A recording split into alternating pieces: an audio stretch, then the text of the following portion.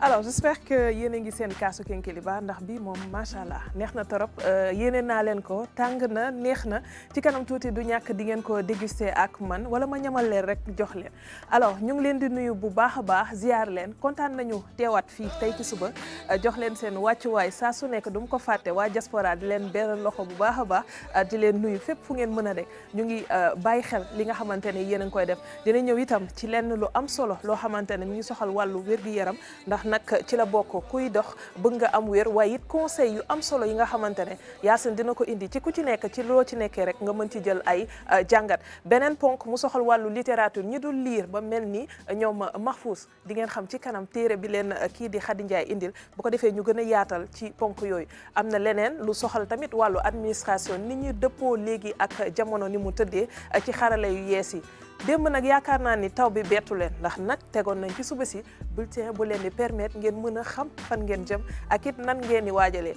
na fi tey moom jël na ay matuwaayam léegi-léegi ñu ànd ak suñuy partenaires yu ANACIM bu ko defee ñu daal di teew li ñu indil tey.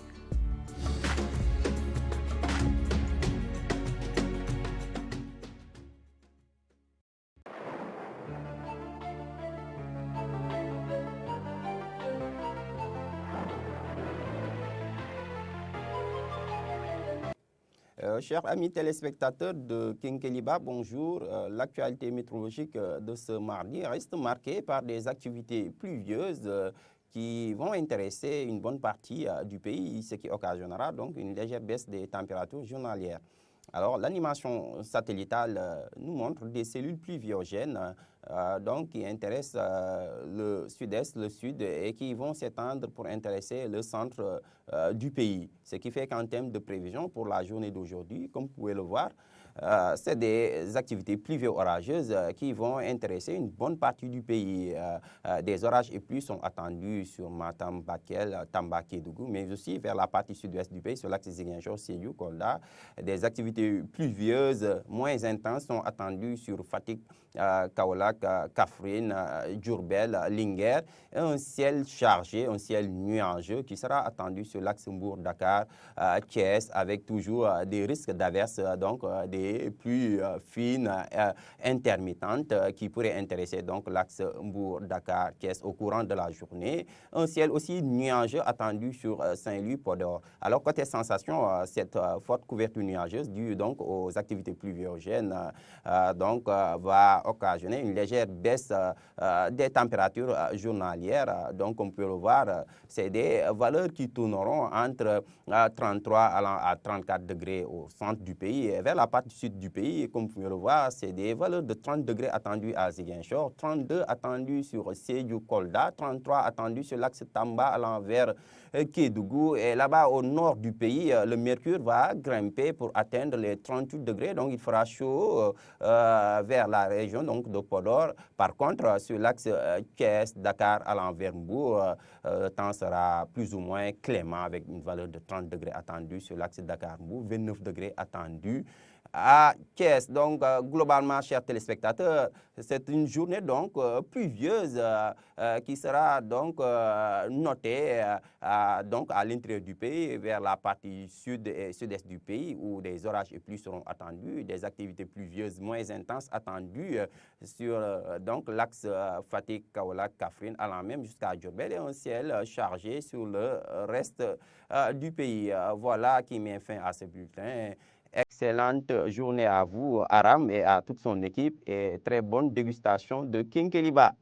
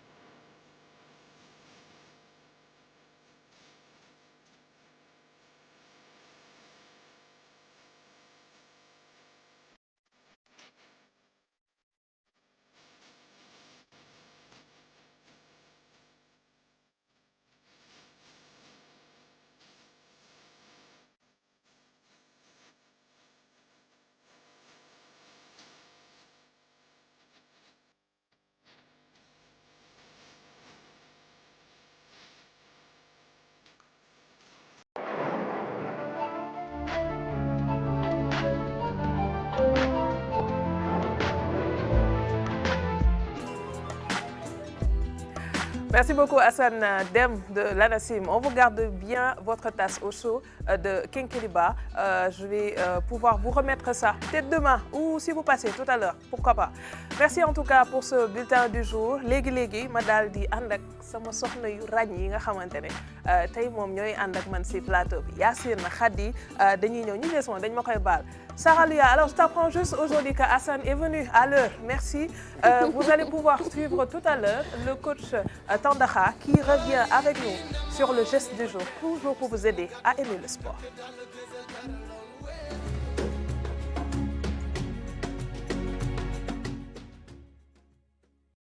Mesdames et messieurs, bonjour à tous. Notre deuxième capsule de la semaine, une deuxième capsule qui justement sera présentée par le coach Mansour,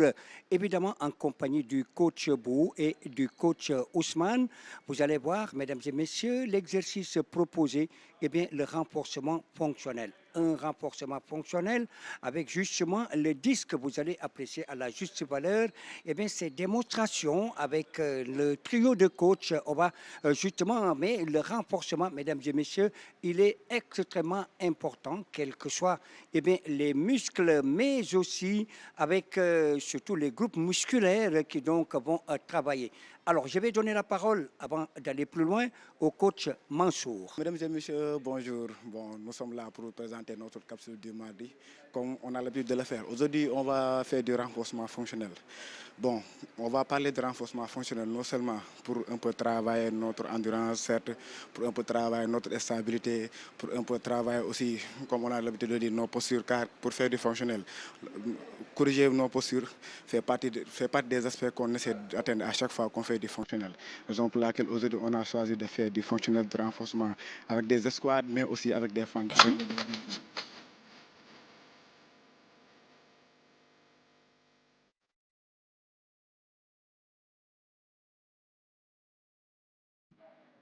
Le renforcement fonctionnel avec le disque, mesdames et messieurs, avec le trio de coach, le coach Mansour. Vous avez le coach Mansour en grenat, le coach Ousmane en noir et puis en gris cendré ou gris perlé si vous voulez, le coach Bou. De l'autre côté, alors regardez cette fente bulgare, on va revenir sur la position initiale. Avec la fente bulgare, mesdames et messieurs, ça permet en tout cas eh bien, d'en travailler aussi les adducteurs, hein, puisque c'est important. Allez, on va laisser le trio de coach poursuivre ce renforcement, voilà, le renforcement fonctionnel.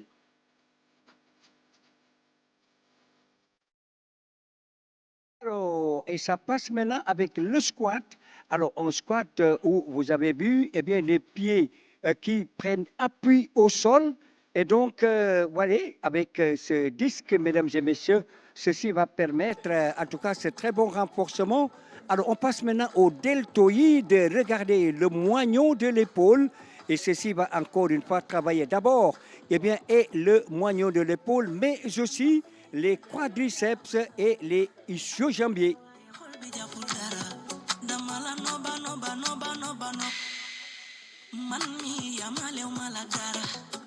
Alors, c'est allé très vite avec le coach Mansour qui a dirigé cette séance. Et donc là, mesdames et messieurs, alors voyez, ce volet qui est très important. Et donc, pour éviter tout accident sportif, alors tous les détails sont importants ici, aussi simple que cela puisse paraître, mesdames et messieurs, mais en tout cas, eh bien, c'est une chose très, très importante. Allez, le coach Mansour au devant, avec le coach Bou et le coach Ousmane. Alors, exercice terminé. Alors, coach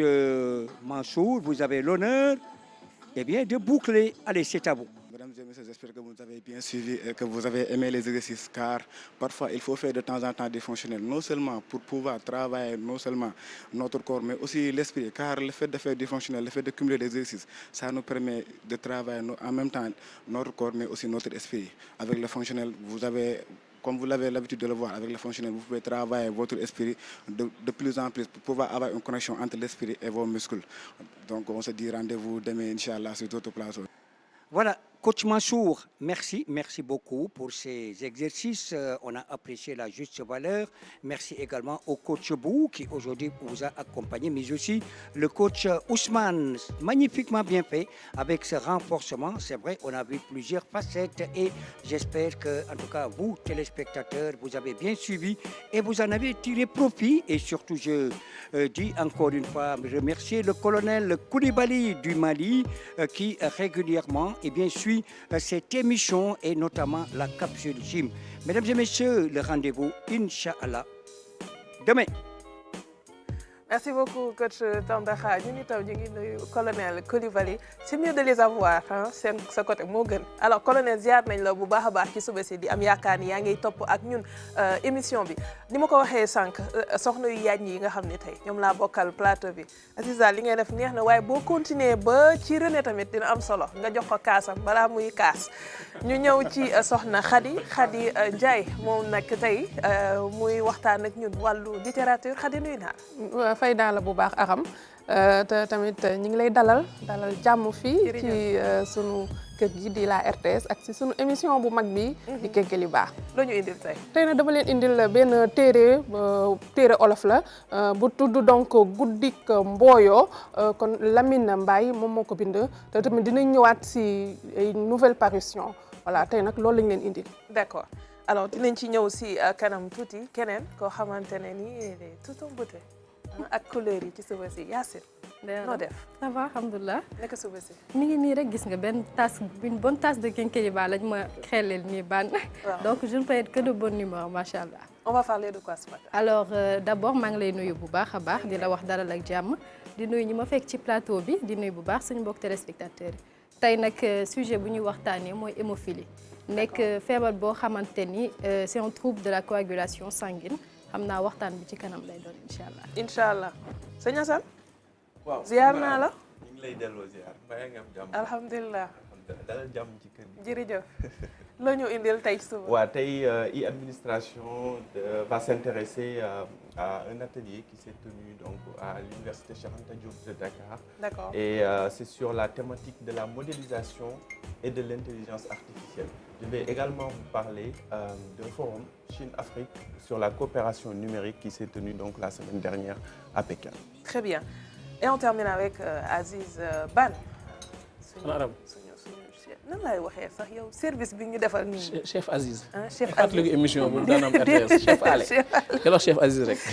kon chef Aziz nuyu naa la. maa ngi lay fay baax soxna Arab. alors suba si. ça va alhamdulilah. tey ak kaas Kékéliba de. waaw tey moom. Kékéliba kër ga ko indaale wala bu kati baara non kati kay yim ci def nii. déet amul. kati def na ci ay ngunu nga yëpp. am naa dëttu bu am Njaay bu nekk Brésil mu ne ma Kékéliba bi est-ce que am na di lim ji yëpp ba pare ni ma ndax am na poobar man ko poobar nag buñ ko defee émission bi du yegg. alors tey yaa ngi ànd ak ñun ak kilifa gi démb ñu ngi koy wax mu di le ministre de l'éducation nationale.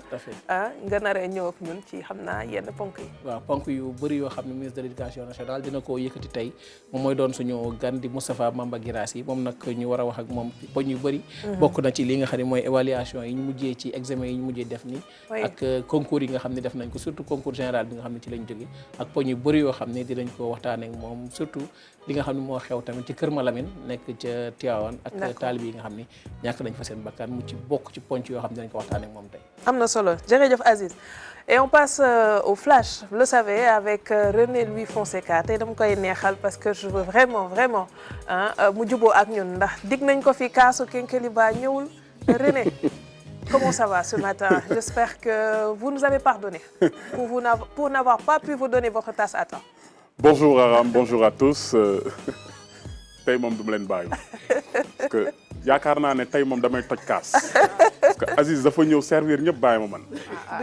du yoon de. mais non il va falloir y émerger. je pense que il faut muy teg benn taas foofu. Fuus ak Mor. balaa suba ngir yàlla kaas foog nga tegu balaa journal yow balaa ngay ñëwaat pour journal sax ñu lijjanti kaas parce que waruñu fi toj kaas. damay gedd bëggatuma. Alors ce matin qu'est-ce que tu nous proposes pour le flash? Mesdames et messieurs, bonjour. À la une ce matin, les liens bilatéraux entre Dakar et Banjul se renforcent. Ce lundi, le président de la République a reçu le vice-président gambien Mohamed Diallo en visite de travail. Les discussions ont porté sur des secteurs stratégiques tels que la pêche, la sécurité et l'immigration clandestine. Vous l'entendrez dans un instant. Et nous irons également à Keur Malamine, justement, dans la région de Thiès, où un drame a frappé le village. 5 talibés ont perdu la vie dans l'incendie d'Ondara. Le ministre de l'Éducation nationale a visité les lieux. Mais alors, que s'est-il réellement passé cette nuit? Un de nos reporters s'est rendu sur les lieux. Vous le verrez tout à l'heure. Nous parlons enfin de cette bonne nouvelle pour la ville de Thiès. Sébastopol s'engage à soutenir ses projets d'aménagement de santé et d'éducation avec un investissement de près d'1 milliard de francs CFA. Après une mission réussie de 5 jours, une délégation d'architectes russes séjournera en septembre pour concrétiser cette coopération. Rendez-vous donc, mesdames et messieurs, dans une poignée de minutes pour le développement de tout cela. À tout à l'heure.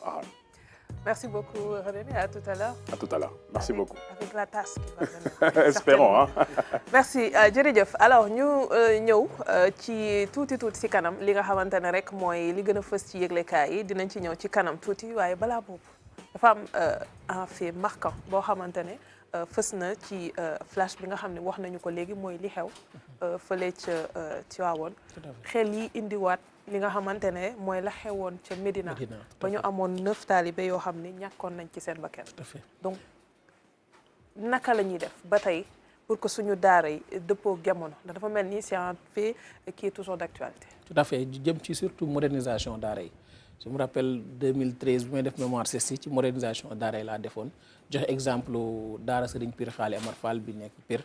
nga xam ne dañ ko moderniser ba yenn case yi nga xam ne ñoo daan am nekkatu ci yenn yi nga xam dañ ko daan seetlu tam ci yenn daara yi amatu ci dañ ko moderniser tabax ko defal ko ay étage xale yi fi ñuy dëkk ñu teg leen ci condition yoo xam ne yu am solo la bi mu amee Médina ñëpp jóg nañ kenn ku ne wax nañ ba mu gëjoon fi léegi nag mu amaat fi nga xam ne mooy Kër Malamine nekk fi nga xam ne mooy ci département bu Tivaouane kon tey jii war nañ defaat beneen taxaw seetlu gën a xool naka la ñuy def tey jii ba taalibe yi ñu teg leen ci condition yoo xam ni buñ génnee dem jàngi wala ñu dem wuti dem yalwaani buñ ñëwaat seen xel dina dal ndax fi ñuy dëkk nekk na foo xam ne fu am solo lay doon kon war nañ ci defalaat taxaw seetlu jëwriñ ji bu ñëwee dinañ ci waxtaanaat ba ñu permettre leen tey ñu nekk ci condition yoo xam ne yu am solo lay doon. Bien sûr Yacine image yi nga gis léegi. waaw c'est vraiment triste daara yi léegi da ngay dugg ci daara yi gis dal yi nu muy mel ay kër yoo xamante ni c'est da ngay yéemu quoi dañuy nekk ci ay kër yoo xamante ni baaxul nuñ ko defaree baaxul ci biir comme waa accès bi également du loo xamante ni baax na war nañoo vraiment jël xale yi nekk ci daara yóbbu leen dugal leen ci kër yoo xamante ni dafay baax bu su ko boobaa yenn accident yi du ci am daara. jërëjëf alors du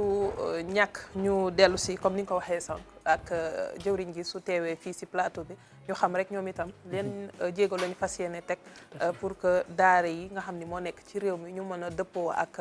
jamono maa ngi koy wax sànq ñu ngi ñëw ci li nga xamante ne rek mooy li gën a fës ci yéenekaay yi ñuy ci àndaat ak ki nga xamante ne moo di Amadou Diallo Amadou nuyu naa la. maa ngi lay fay soxna Aram di nuyu ñëpp. Amadou dafa mel ni semaine bi da nga ko nar a takk de démb may nga ñu ko sim bu rafet. tey tegaat nga ko si. gis nga de roy si yow rek ak jërëjëf Aram jërëjëf tout le monde maa leen nuyu di leen ziar bon ñu tàmbalee ak yéenekaay bi nga xamante ni nii mooy Le Soleil sécurité lutte contre la criminalité transfrontalière transport transfrontalier l'axe Dakar Banjul au beau fixe Sénégal depuis démb dañoo am gan mooy di vice-président bu Gambie di Mohamed Diallo ñëw gane suñu réew moom nag ak autorités yi sénégalais nee na dinañ def lépp lu ñu mën ngir axe Dakar Banjul gën a mën a ratax ba liñ ci mën a jëlee ci ay njariñ ñu gën a mën a fës ñu dem ci beneen yéenekaay mooy Le Quotidien moom ci wàllu assemblée nationale la dem ne président Bassirou Diomaye Faye bind na ñii di waa conseil constitutionnel ngir ñu mën a xam naka la ñuy dissoudre assemblée nationale maanaam tas ko ñu dem si beneen yéenekaay L'Observateur rapport de la DPE moom si la ñëw DPE nag boo ko déggee mooy direction de la prévision et des enquêtes économiques nee na le Sénégal est le piège d'un nouveau choc économique nee nañ bu ñu moytuwul buñ deful ndànk Sénégal mën na jànkonteeg ak ay jafe-jafe si wàllu koom ñu dem si beneen yéenekaay Sud Quotidien lañ koy woowee polémique autour du voile ku nekk dégg na fan yi yëpp mooy actualité sax benn débat bu xaw a kii ñuy wax ne am na benn débat autour du voile si école yeeg nan lañ ko fay war a doxalee nee na l'État en terrain miné ñu dem ci beneen yéenekaay Le Quotidien la tudd nee na pôle urbain yi Abdoulaye Sylla dans une voie sans issue nee na kii di Abdoulaye Sylla nekk na si guddi goo xamante ne nii bët setagul ñu dem ci Libération moom chiffre la ñu indil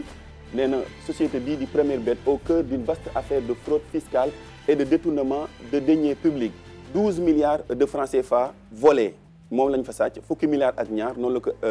yéenekaay bi bindee nee na moom lañ fa sàcc ñu dem ci beneen yéenekaay di Record wàllu tàggat yaram lu am solo la nag surtout si suba gi mais ñiy sant ba ak séeréer yi moom xam naa ne yor seen boolu ñebe ku si mel ni Mariam Ba ñoom noonu la ñuy tàggatee seen yaram démb moom xam naa ne Abdou Aziz Ba reeram neexul ndaxte équipe yi nga xamante ne ñoo représenté woon Afrique ci demi-finale football fële ca Jeux de Paris ñoom dañ leen daal di daan donc finale bi Espagne ak ki nga xamante ni nii mooy France lay doon donc malheureusement pour Afrique ñu dem ci beneen yéenekaay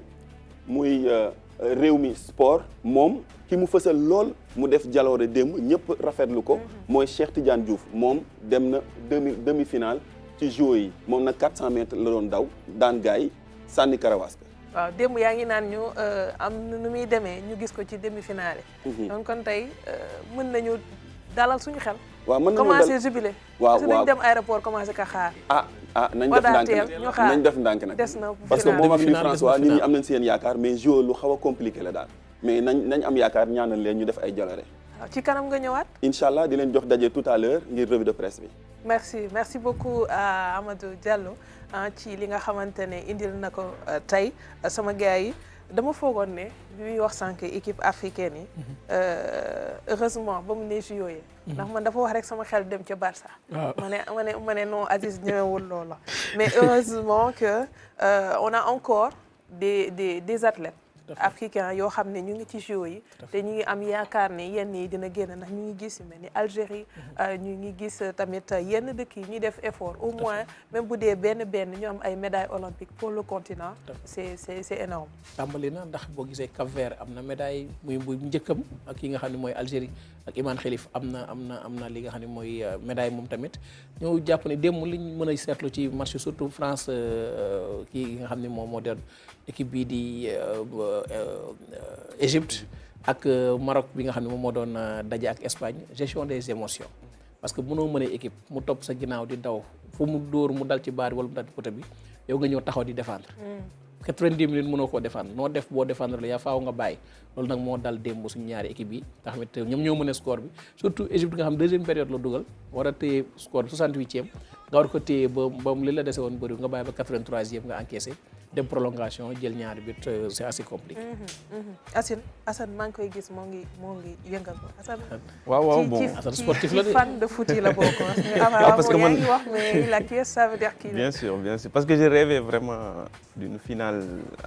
à 100% africaine parce que c'était possible on a vu match bi ni mu demee ñaari équipe africaine yi ñoo mëne woon donc après comme ni ko Aziz waxee aussi. gestion bi moo desoon moo tax ñu fekk leen jëli leen mais bon on va se contenter d'une médaille de bronze dans tous les cas en tout cas Afrique va avoir en football une médaille de bronze et je pense que Afrique dina gën a bëri médaille ci kanam surtout bu épreuve athlétisme yi gënee takkarnaase te yaakaar naa ne léegi mu tàmbali ak suñu mbokku éthiopiens yeeg Kenya yeeg ñooñu nga xam ne moom seeni discipline kenn ñemewu leen ci bon oui Yacine. li ma bëggoon wax mooy sànq ñi ngi wax Cheikh Tidiane Diouf. li ma seetlu mooy côté JO bi lu tax engouement bi football am comme tey jii buñ génnoon tey def micro trottoir ne kan mooy Cheikh Tidiane Diouf du ñu xam kan la. pourquoi tey jii def engouement bi football am yóbbuñu ko ci Jeux olympiques yi avant compétition yi ñu jéem a def portrait ci nit ki su ko defee sénégalais yi ñu mën koo xam. gën a yokk promotion bi. ci ñi nga xam ne ñooy athlètes yi. waaw c'est vrai. athlétisme gën a mën a développer. ñu tàmbali ko ci EASU bi comme li ñuy war a lancer permettre leen tey jii ñuy détecter à la base. ci xale bu ndaw ci école. bu ko defee nga ndax Cheikh Tidiane moom dafa am concours dafa jàll concours INSEPS doog a ñëw doog a nekk athlète. 2018 footballeur la woon bi mu ñëwee ni day def football entraîneur am gis ko muy daw rek mu ne kii naa ko yóbbu ci athlétisme bi noonu lañ def ba détecté ko mu ñam ko benn yoon xam nga boo ñamee médaille am ay prime bien sûr jég nga ni xam naa ne athlétisme bi daal mooy gën football xaaral ma gën ci mu continuer ci jox ko li nga xam ne mooy wàllam tout à fait Khady d'abord un mot balaa may dem si Assane ndax xam naa ne ñu jublu ci administration Assane dafa xëytee rek bëgg ma xalaat loolu yi mu wax si ay thèmes waaw xam naa ne moom thème moom am na solo moom mais yaa ngi ci jeux yooyu waaw des fois ma xool ko mais nag man je suis plutôt course de vitesse ok waaw ak voilà keroog démb seetaan naa que ne Nigéria je pense que jëloon nañu raw gàddu gi si kii course kii bi waaw jigéen ñi qualification d'accord waaw léegi nag ñu ngi si daal ñu ngi ci ginnaaw Cheikh moom di ko jàppale bu baax di ko wax na di ko ñaanal di ko accompagner voilà et donc yàlla Cheikh ak Louis François Mendy waaw yaakaar naa tey Cheikh mooy def demi-finale Cheikh mooy def demi-finale bi waaw def suba alors on lui souhaite bonne chance pour tey ci li muy jublu demi-finale yi am yaakaar ne dinañ ko fekk si ci li nga xamante ne rek mooy dernier virage bi bu ko defee ñu mën a wax wiiw comme ni ko Amadou doon waxee sànq dem finale rek déjà succès la moom ñun ñaar ku si egg finale rek parce que finale comme ni ko fête la waaw ni ko ñi nga xam ne dañoo bëgg athlétisme di waxee souvent boo xasee dem finale tout peut se passer quoi. Tout à fait. Tout peut se passer. Alors Assane oui ñu ñëw ci sa rubrique administration waaw administration maa ngi naan sànq da nga xëy rek bëgg ma xalaat lool waaw pourtant nag lu simple la ñuy wax lu simple la ñuy waxtaanee waaw ndax ñi ngi dellu si waat ci intelligence artificielle ak modélisation maanaam intelligence artificielle moom yaakaar naa ne xëy na tur bi ñu bëri bu ñu ko déggee dañuy yaakaar ne lu kawe la lu rëy la mais ñun ñii ñëpp amu ci kenn koo xamante ne ni nekkoo di ko utiliser moo xam muy ci sa téléphone wala ci sa ordinateur waaw ndax boo toogee fi nga toog ne Siri mu wol la kenn si sa iPhone yaa ngi utiliser intelligence artificielle ndaxte Siri du nit donc benn intelligence la boo xam ne dafa artificielle effectivement léegi ci intelligence artificielle boobu nag buñ ko boolee ak modélisation moo nekkoon modélisation mooy fexe ba nga xamante ne nii intelligence artificielle boobu au lieu que ñu koy appliquer directement ci domaine bi ñu ko bëgg a appliquer dañ koy def genre test d'accord am ci yuñ ko nattee ba xool ndax dina yemb wala déet ñu doog ko déployer léegi nag ci loolu nag moo waraloon benn atelier boo xam ne amoon na fële ca université Cheikh Anta Diop événement bi donc mu ngi tudd groupe thématique interuniversitaire de modélisation ñoom ñoo ko organisé fële ca université Cheikh Anta Diop mu nekkoon 3e conférence internationale de modélisation sur le thème modélisation et intelligence artificielle pour la recherche et le développement dama leen di dégtal rek ki nga xamante ne nii moom la ñuy wax professeur Serigne Bira Gueye mu nekk benn enseignant chercheur au département physique à la faculté de sciences de l'UCAD nekk aussi président groupe thématique boobu noonu nga xam ne moom laa wax léegi muy groupe thématique interuniversitaire de modélisation GTM je vous propose de le suivre. On a pris le thème modélisation et intelligence artificielle parce que comme vous le savez l'intelligence artificielle a gagné ces derniers temps a suscité beaucoup d'intérêt. Et nous aussi, pour la modélisation, ça présente un outil incontournable aujourd'hui pour avoir de très très bons résultats et de manière efficiente. C'est pour cela donc c'est un thème stratégique, donc très très important, d'actualité et pertinent. Donc c'est pour cela que nous l'avons choisi. La modélisation, c'est en fait une technique, si on peut dire, une approche si vous voulez, donc qui permet d'avancer, donc de travailler, donc de virtualiser très souvent, donc de dématérialiser si vous voulez. Donc qu'est-ce que ça veut dire? Imaginez, vous avez à gérer des inondations au Sénégal, mais vous n'allez pas attendre que la pluie soit là pour étudier les inondations. Donc il faut trouver des modèles. Donc la modélisation va consister à trouver des modèles. Donc comment je peux m'imaginer donc les inondations ou bien la pluie ou bien l'effet de la pluie pour des bassins versants que j'ai, donc et éventuellement prévoir donc d'éventuelles catastrophes ou calamités et aussi les éviter. Donc ça, c'est le rôle de la modélisation. Donc bref, la modélisation permet la prévention, permet la prédiction, permet l'analyse, donc et ça permet de travailler même si on a des moyens limités. Donc c'est pour cela, donc nous disons que, ou bien nous pensons que les chercheurs sénégalais particulièrement peuvent prendre ce chemin-là pour avancer grandement, même si les moyens leur font défaut. ma ngoog ñu doon teewlu léegi jéego yu nga xam ne wax na ni war nañ ko mun def ci lépp loo xamante ne ci suñuy jëflanteeg ci doxalin bi ci gëstu gi recherche bi également ci jàng gi mais dafa nekk loo xamante ne ni te ñenn ñi buñ ko déggee mën nañ foog ne dafa inaccessible wala dafa soxla yenn jàng yi pour nga def ko wala yenn formation yi pour que nga am possibilité mën ko jëfandikoo par rapport ak sa structure bu dee kër nga yor nga kër goo xam ne da nga ko ci bëgg a def. xëy na bu ñu duggee ci wàllu technique bi dëggantaan sax am na yenn xam-xam yoo xam ne laaj na ko wante jëfandiku bi moom ñëpp ko soxla. ndaxte boo xoolee activité bi nga xam ne moo am li ko taxoon a gën a jóg mooy fexe ba ñi nga xam ne ñooy kilifa yi mën a jël ay décisions ginnaaw bi ñu nattee. li ñu war a def nan yan jeexital la war a am ci seen liggéey ba pare loolu moo tax donc muy wax na ko lu bëri ci affaire lu jëm ci wàllu prédiction par exemple comme les inondations donc utiliser ay modèles pour jéem a xool ba xam liggéey bi ngay def yan jeexital la mën a am ëllëg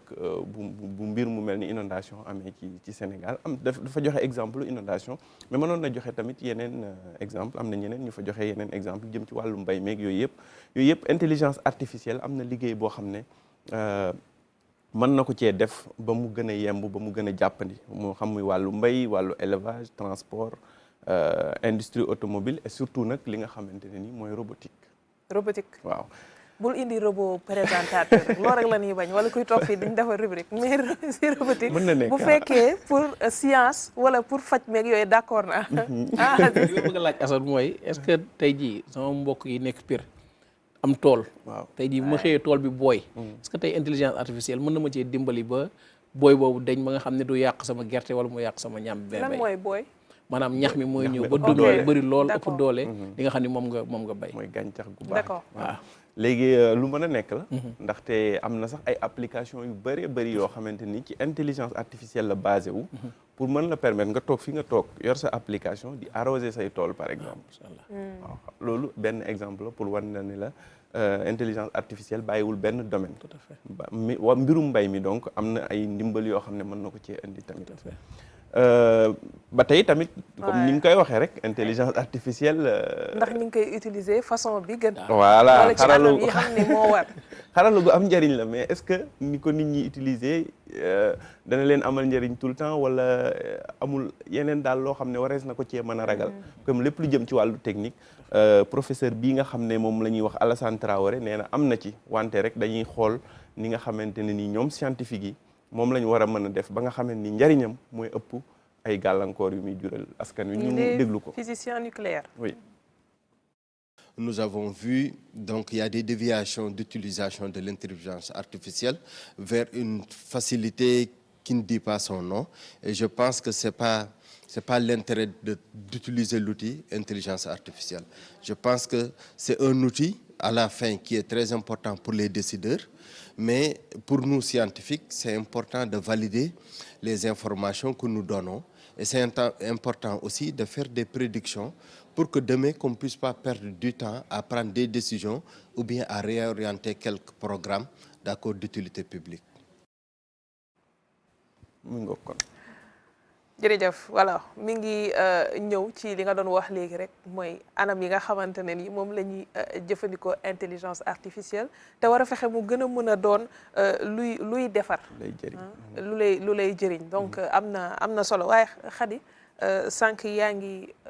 wax ne wàllu intelligence artificielle nekk na loo xamante ni yitteel na la waaw dëgg la nekk na lu ma yitteel loolu intelligence artificielle bu ñu ko waxee daf may neex bu ñu waxee affaire logicielle tamit daf may neex donc ñi ngi ci période boo xamante ne donc ñun dañoo war a bokk ci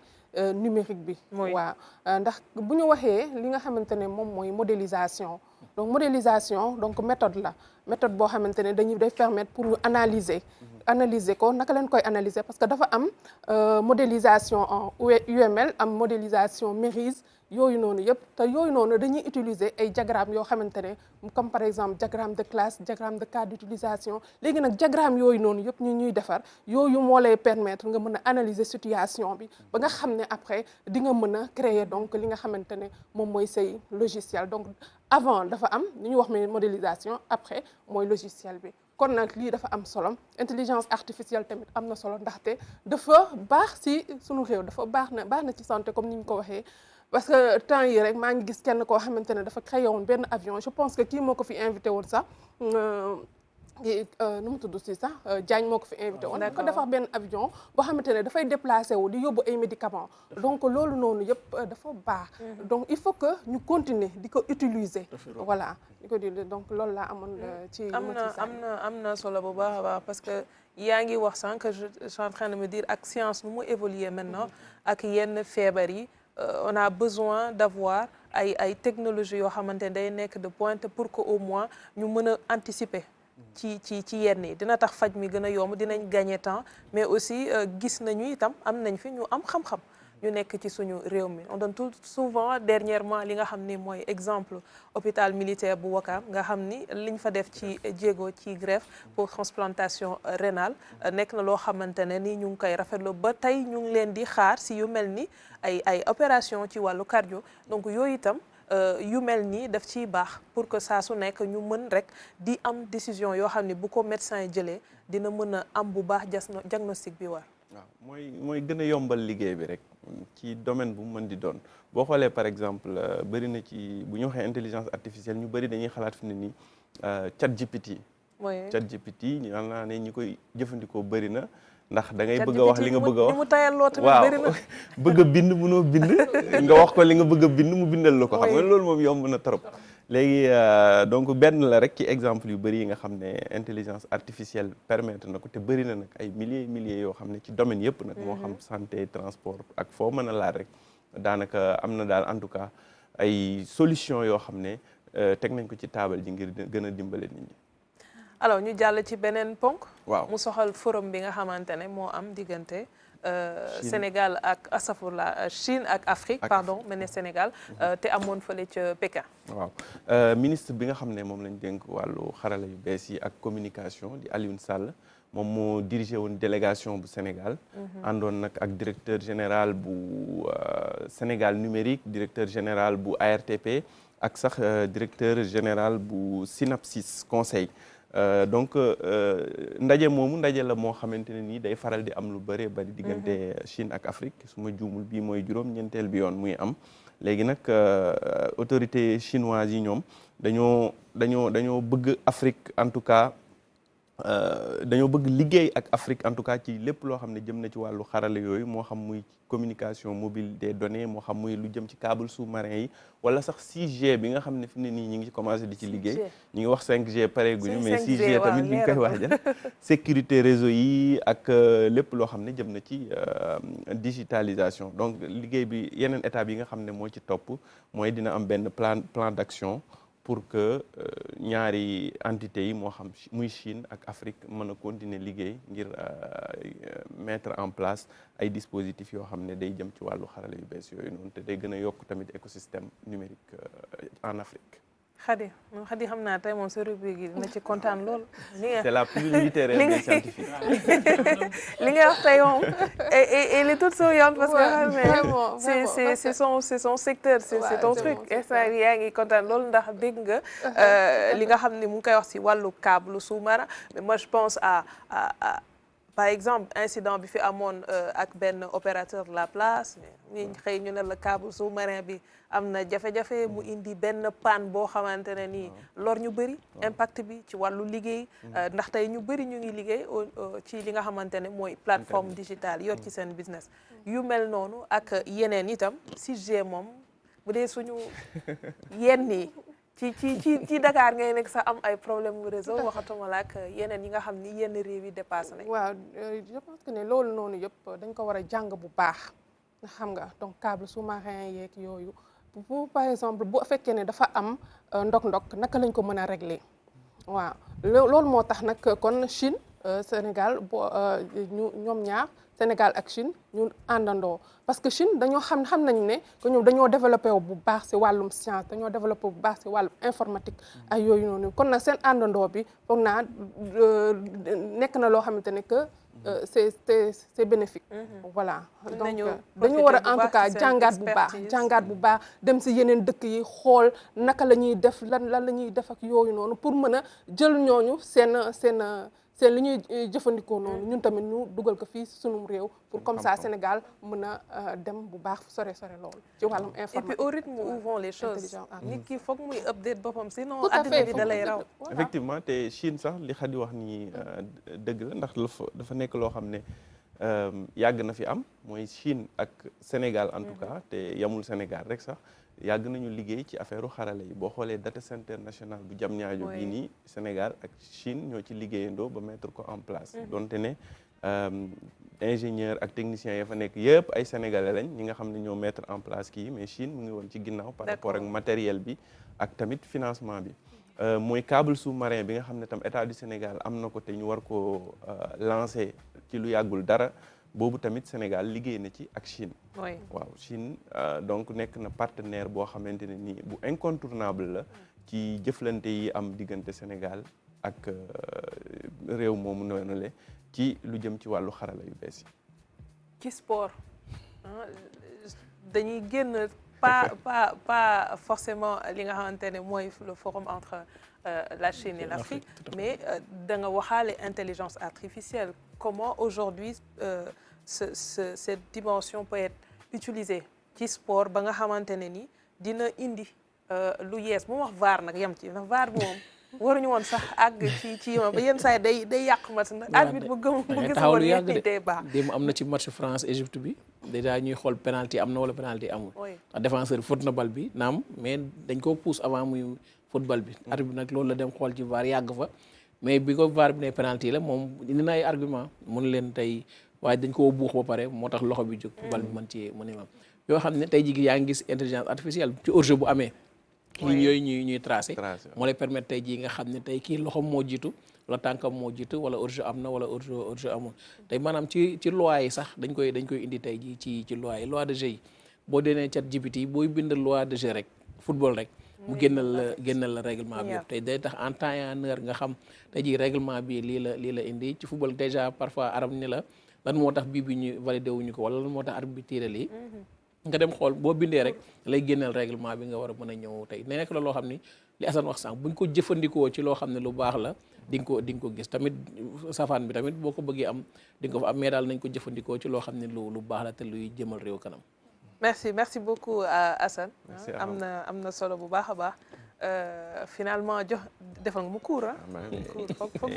foog may utaale léegi. da ngay kii rek waaye lépp nga yaa ñu gën a comprendre yow laajte naa fi léegi xaw ma booy xaw ma may. non boobu wolof la boobu wolof leçon wolof la soxla. On passe à rubrique santé parce que sànq maa ngi koy wax sànq bu ko defee rek ñu ñëw ci beneen ponk ba tey. mu soxal li nga xamante ne nii yaa ngi ko doon wax sànq ci début bi mu di wàllu hémophilie nekk feebar boo xamante ne am na ñu bëri ñu nekk Sénégal di ko dund te mu nekk jafe-jafe ci ñoom. Exactement Ndeye Aram alors imaginez un monde où une simple coupure benn simple bleu bu ndaw mu nekk problème yu grave ci nit ki malheureusement c'est la réalité pour ceux qui vivent avec l'hémophilie. tey nag ci loolu la ñuy waxtaanee mais laata ñuy dugg rek ci waxtaan bi. bu élément bi yembee rek ñu dem jëli ko élément bi ñu def ak le président de l'association sénégalaise des hémophiles Abdoulaye Loum dellu si waat sur le plateau. L'hémophilie en fait c'est une maladie du sang qui est caractérisée par un temps de coagulation qui dure plus longtemps que la normale. C'est-à-dire moi qui suis hémophile aujourd'hui si j'ai une blessure ou bien je me coupe je saigne plus longtemps qu'une personne qui n'est pas atteinte de cette maladie. Un hémophile a un déficit en facteur 8 ou en facteur 9. Le facteur 8 ou le facteur 9 est une composante du sang qui permet au sang de coaguler lorsqu'il y a saignement. Ceux qui n'ont pas assez de facteur 8, nous parlons d'hémophilie A, et ceux qui ont un déficit en facteur 9 ont ce qu'on appelle l'hémophilie B. Tantôt, en expliquant l'hémophilie, j'ai dit que c'est un déficit soit en facteur 8 ou en facteur 9. Et c'est ces concentrés de facteurs-là qui sont injectés à l'hémophile pour lui permettre de pouvoir stopper l'hémorragie, que ce soit interne ou externe. Mais il n'est pas dit aussi que du premier coup, l'hémorragie peut se stopper. Donc, on peut en prendre une ou deux prises. Par exemple, moi qui suis hémophile aujourd'hui, si je n'ai pas le médicament là, j'ai une blessure profonde et que je commence à saigner, je ne prends pas le médicament, le saignement peut ne pas être arrêté. Et inévitablement, cela peut conduire à un décès du manque de sang au niveau du corps. Le traitement, il est un peu complexe parce que nous prenons des médicaments qui ne sont pas du tout commercialisés au niveau du Sénégal. Nous recevons ces médicaments-là sous forme de dons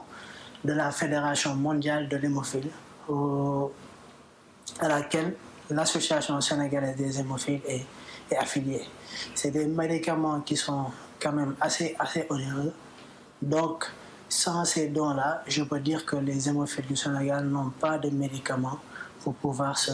prendre en charge, voire même pour pouvoir se soigner. Pour faire le diagnostic actuellement, cela se fait au niveau du Centre national de transfusion sanguine. Mais l'Association sénégalaise des hémophiles, en collaboration avec le CNTS et le ministère, essaie de décentraliser ce diagnostic-là au niveau d'autres régions. Mangok mu di njiitu association bi dajale hémophile yi nga xamante ne ñoo nekk fii nii ci Sénégal tey wax rek li nga xamante ne doon na jafe-jafe bu gën a mag cherté garab yi nga xamante ne soxla nañ ko waaye itam buñ ko amee ci don la ndax nekkul loo xamante ne yomb na pour ñu jëfandikoo ko. waaw Ndayaram hémophilie feebar la feebar boo xamante ne feebar bu métti la mu nekk un défaut de coagulation du sang. feebar bi nag tey jii nit ki nga xamante ni dafa am hémophilie bu gaañoo deret bi du gaaw a way li koy waral nag mooy caillot de sang bi dafa fragile. ki nga xamante ni dafa am hémophilie dafa am déficit en facteur de coagulation. ñu am nag deux types d'hémophilie, l'hémophilie A et l'hémophilie B, chacun associé à un déficit en facteur de coagulation. ki nga xamante ni dafa am hémophilie A dafa am déficit en facteur 8. ki nga xamante ni nag dafa am hémophilie B dafa am déficit en facteur 9. mu nekk feebar bi nga xamante ni doy na waar surtout si xale xam nga tey xale mënoo ko téye tout le temps xale day dem di fooyu ji te bu fekkee mu ànd ak feebar bile mën na am ay hémorragie interne. te su boobaa day métti faj. comme nag comme nu drépano amee ASSS noonu la hémophilie amee tamit ay formes. Il y a 3 formes d'hémophilie. L'hémophilie sévère avec un taux de facteur inférieur à 1%. Am na hémophilie modérée avec un taux de facteur entre 1 et 5%. ak bi nga xam ne c'est mineur méttiwul noonu yëpp avec un taux de facteur entre 6 et 30%. alors ndax dañu am tey ñoom régime spécial bu ñu war a suivre. dafa am par rapport ak waaw da ngay éviter les activités physiques mais sinon amul ay lekk wala dara lu ñu ne di tere activité physique rek ngay moytu pour nga bañ a def hémorragie te hémorragie dafa bëri façon. mais ñoom bi leen gën a sonal mooy hémarthrose mooy bi nga xamante ni ci articulation yi la. cou coude cheville yi ak hanche yi foofu la ñuy gën a am hémorragie mais cela ne veut pas dire que du ñu am hémorragie dans d'autres parties de leur corps. mën nañ am sous la peau boobu mooy hématome superficiel. mën nañ am boo xamante ni ci muscle bi la boobu mooy hématome profond. mën nañ am boo xamante ni à l'intérieur des organes la boobu mooy hémorragie interne. ak bi ma wax sànq boobu mooy hémarthrose mooy ci articulation Ndayaram. ministère de la santé ndax ñoom jege nañ leen pour au moins am ndimbal pour que don yi nga xam ne mu ngi koy wax xëy na ñoom it bu ñu leen jegee mu gën a yomb ci ñoom garab. waaw ñoom ñi ngi def ay plaidoiries yi xam nga comme ni mu ko waxee woon sànq Abdoulaye Loum ñoom seen facteurs yi dañ koy recevoir sous forme de don. waa fédération mondiale ñoo leen koy jox su ko defee ki nga xam ne dafa am hémophilie mu dem jëli ko fi nga xamante ni mooy CNTS centre national de transfusion sanguine. mais pour le moment nag amaguñu résultat ci jéego yi nga xamante ni ñu ngi koy teg mais bon ñu ngi am yaakaar que ni gouvernement bu bees bi dina am changement dinañ mën a am facteurs yi fii nii ci Sénégal. alors Aziz. doy na booy seetaan da ngay xam ni ci ay jafe-jafe la ñuy nekk ndax parfois da nga am ay rendez-vous yoo xam da lay yóbbu CNTS surtout wàllum garab yi nekk loo xam lu accessible lay doon garab boo xam boo ko jëndul don lañ koy jox wala nga yóbbante ko bitim réew tamit jàpp naa ne war na nekk na loo xam ne war nañ ci jóg ndax day cher boo ko yóbbantee bitim réew xaalis bi ngay yóbbante ñu la koy jëndal nga fayaat yoon bi mu war a ñëwaat yëpp day nekk loo xam ne lu jafe lay doon te booy mos naa dem seen journée bi ñuy célébrer CNTS da ngay xam ne ñii tey ñu bëgg lu maanaam tey nga gis koo xam ne sport da koo bëgg mais mënu ko pratiquer mënul pratiquer football mënul def beneen tàggat yaram ndaxte day xalaat bu ci gaañoo rek am ci ay jafe-jafe kon ñu war leen gën a mën a gestu gën leen mën a jàppale bu ko defee feebar bi daal nga xam ne yow yaa koy dominer ba du loo teree def yenn activités yi nga bëgg a def. Est-ce qu'on a une idée du nombre d'hémophiles yi am Sénégal? Alors actuellement am nañ plus de 450 cas fii ci Sénégal. D'accord. te normalement on a une prévalence de 1 sur 10 000. Donc sur chaque 10 000 naissances waroon na am benn hémophile. Donc mën nañ jàpp ne waroon nañu am normalement 1800 cas d'hémophile. Mais pour le moment 405 donc ça veut dire que peut-être am na ñoo xamante ni am nañ ko te xamuñu ko. te xam nga loolu mooy danger bi. bu fekkee yow yaa ngi am feebar bi te xamoo ko moo tax nag ñi nga xam ne nekk nañ CNTS ñi nga xam ne ñu ngi ci association bi dañoo bëgg a dem ci région yi jéem a diagnostiquer ñi nga xamante waa nit ñi pour xam bu fekkee am nañ ko wala amuñu ko loolu moo gën a wóor. yaa ngi wax blessure man rek damay xalaat ku quelqu'un qui est victime d'accident am par exemple. am na boo xam ne waaw am na cas décès yu bëri ñi nga xam ne ñoo am hémorragie ci cerveau bi xam nga boobu moom je ne pense pas que dinañ ko mën a faj. am na ñu bëri ñu ko am ñoo xamante ni malheureusement dañoo mujj décédé yaram. Soxna Khady ndax lu mel ni jotul balaa ngay dugg ci néegu sëy nga dem defi bilan prénuptial pour au moins nga xam ci lan nga nekk balaa nga ciy dugg peut-être mu permettre la nga bañ ko wàll sa jaboot bu dee teel nga ko xam. waaw loolu moom lu wér la li nga wax lu wér la balaa ngay dugg ci néegu sëy da nga war a def sa bilan comme par exemple drépanocytose bi nga wax nii léegi mais tamit rawatina li nga xamante ne moom mooy hémophilie parce que hémophilie nag yaay ji moom moo koy transmettre donc doom yu góor yi. te dañu hémophilie dafa lié ak benn chromosome bu ñu wax chromosome X. voilà te yaay ji moom dafa am li ñuy wax chromosome ñaari chromosome X la am te papa ji moom dafa am chromosome X ak Y donc de ce fait que yaay ji moom moo koy wàll donc ay doomam yu góor. voilà léegi hémophile boobu noonu nekk na feebar bu metti comme Yacine ni mu ko waxee xale bi bu daggee donc loolu yëpp xale bi dafa laaj surveillance. da nga war a nekk ci surtout xale bi bu fekkee ne xale bu ndaw la. da nga ko war a détecter à bas âge parce que loolu mën na rey ay xale yu bëri voilà et en plus également am na ay lekk yoo xamante ne ñi nga xamante ne ñoom ñooy ñi nga xamante ne dañuy dund feebar boobu mooy ay légumes verts yi par exemple donc ay légumes verts à feuilles comme par exemple épinards yooyu nga xamante ne c'est riche en vitamine K donc vitamine K xam nañ ne que moom dafay bloquer donc li ñuy wax circulation sanguine bi dafay tax donc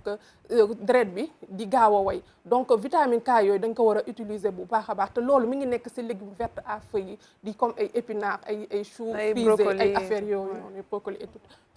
également am na ay jën yoo xamante ne tamit mën nga ko lekk muy saumon lii di thon looloo xamante ne c'est riche en oméga 3 oméga 3 tamit xam nañ que ne dafay bloquer tamit circulation sanguine beeg yooyu kon na tamit ñu xoolaat bu baax lekkin bi ñuy lekk dafa foog naa ne am na ci solo merci beaucoup Khady am na solo bu baax a baax merci également à Yacine ñuy fàttali rek ñu leen ko doon wax ci kanam tuuti Abdou Aziz Ban dina dalal ministre bi ñu dénk wàllu njàng mi ñu ñëw ci ponk yi nga xam ne junj nañu ko fi sànq mais balaa boobu ñu ànd ak Mahfous mu proposé ñu un clip de show.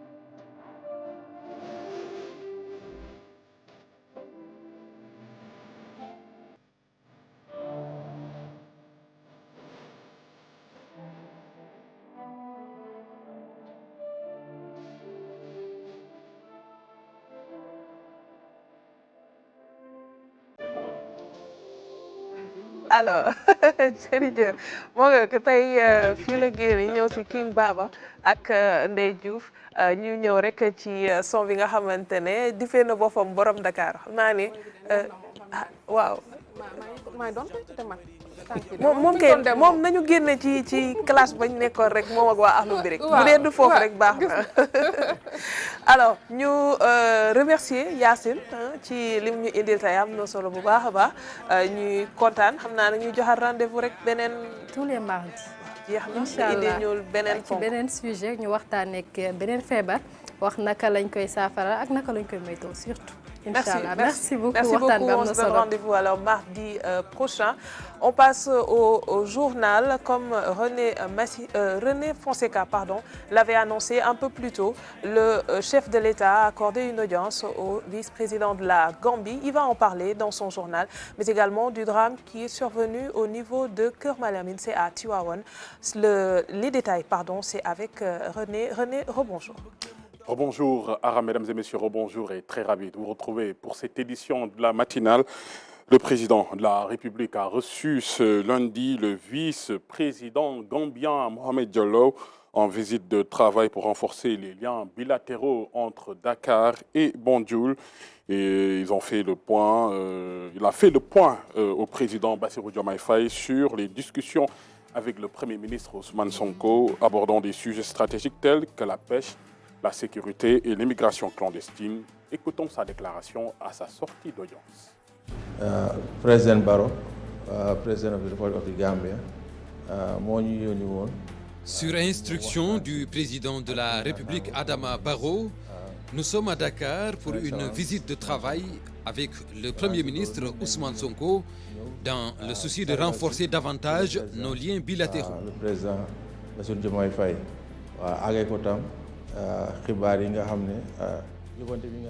en marge de cette mission, nous sommes venus rendre une visite de courtoisie au président Bassirou Diomaye Faye et lui transmettre le message du président Barrow. Occasion également de lui faire le point de la situation sur les différents sujets abordés. Il s'agit notamment du secteur de la pêche et comme nous partageons les mêmes frontières maritimes, nous sommes donc appelés à collaborer harmonieusement.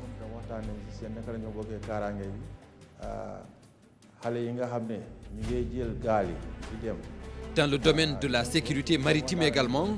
les ministères de la Défense vont travailler la main dans la main pour surtout venir à bout de l'émigration clandestine qui affecte notre jeunesse. La sécurité a aussi été un point essentiel dans nos discussions. Au niveau de la frontière sud, nos forces de défense et de sécurité vont procéder à des patrouilles communes pour un retour définitif de la paix en Casamance. Pour ce qui est du transport, les acteurs nous ont fait part de leurs préoccupations que nous prendrons en charge dès notre retour en Gambie.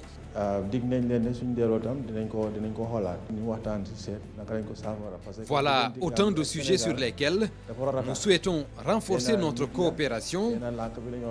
Et c'est parce que le Sénégal et la Gambie, c'est le même peuple et nous partageons la même culture, les mêmes langues et constituons une même famille.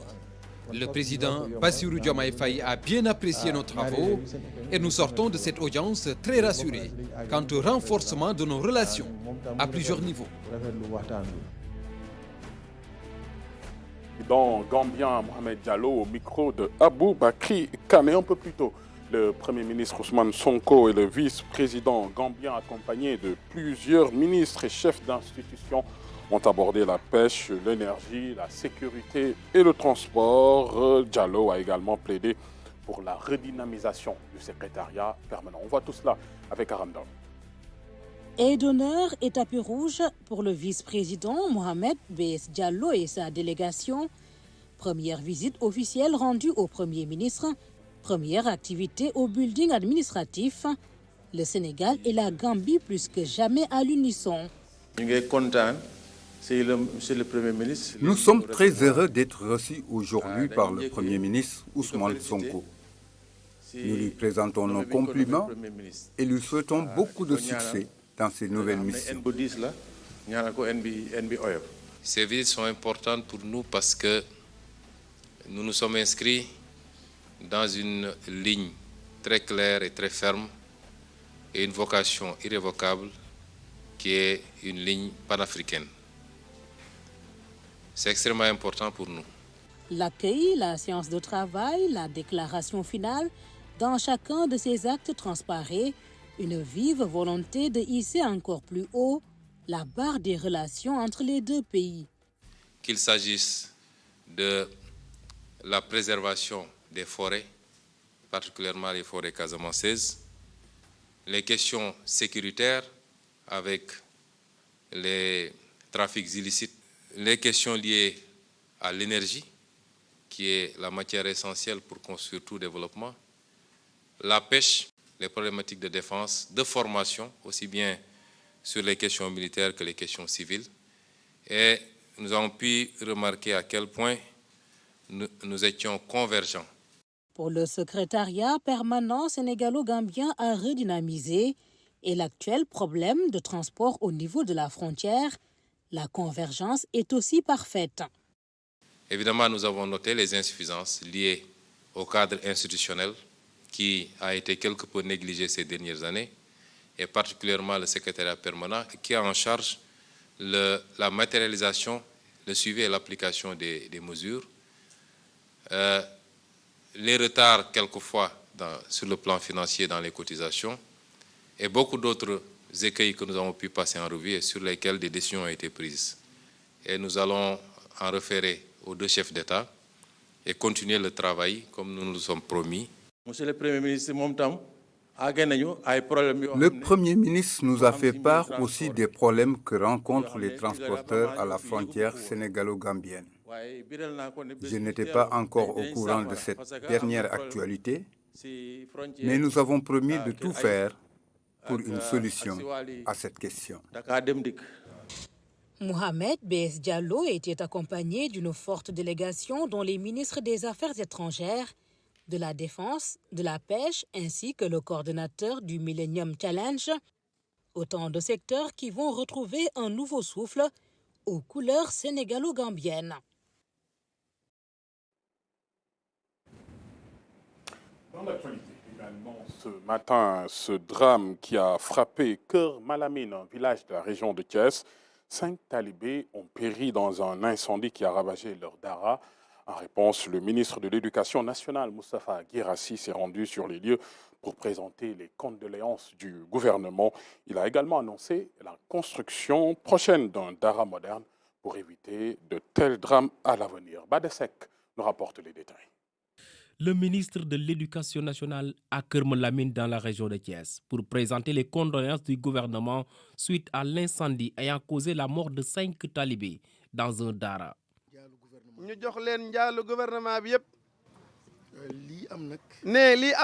Nous sommes venus apporter le soutien moral du gouvernement. Ce qui s'est passé touche au plus profond l'ensemble des Sénégalais. Des enfants en quête de savoir qui disparaissent comme ça, c'est dur, mais on se remet au bon Dieu. Ici, à Keur Malamine, tristesse et désolation sont les sentiments qu'on peut lire sur les visages des populations. Toutefois, elles s'en remettent à Dieu. Un maître coranique qui a en charge plus de 30 talibés et que leurs parents ne viennent jamais s'inquiéter de leurs conditions, il est vraiment à féliciter. Nous demandons pardon à Abdou. Si c'était de mon ressort, il allait être libéré. Les populations de Keur Malamine ont invité les autorités éducatives et territoriales à accompagner davantage les Dara. Occasion saisie par le ministre de l'Éducation nationale pour annoncer la construction d'un Dara moderne. Le Dara va continuer à exister. Chères autorités, nous vous invitons à nous accompagner pour sa construction.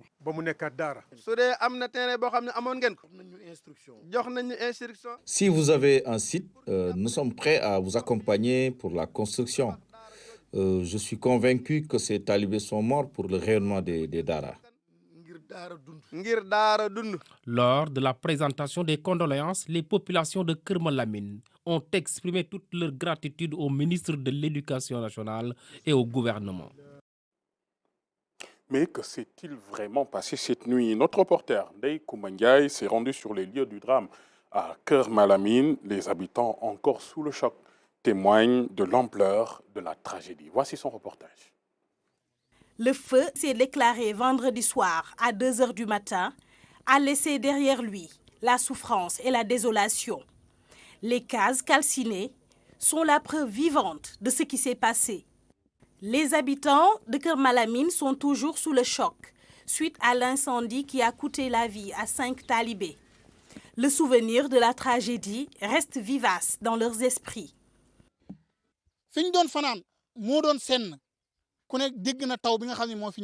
Les talibés passaient la nuit dans une autre pièce, mais on les a amenés ici en attendant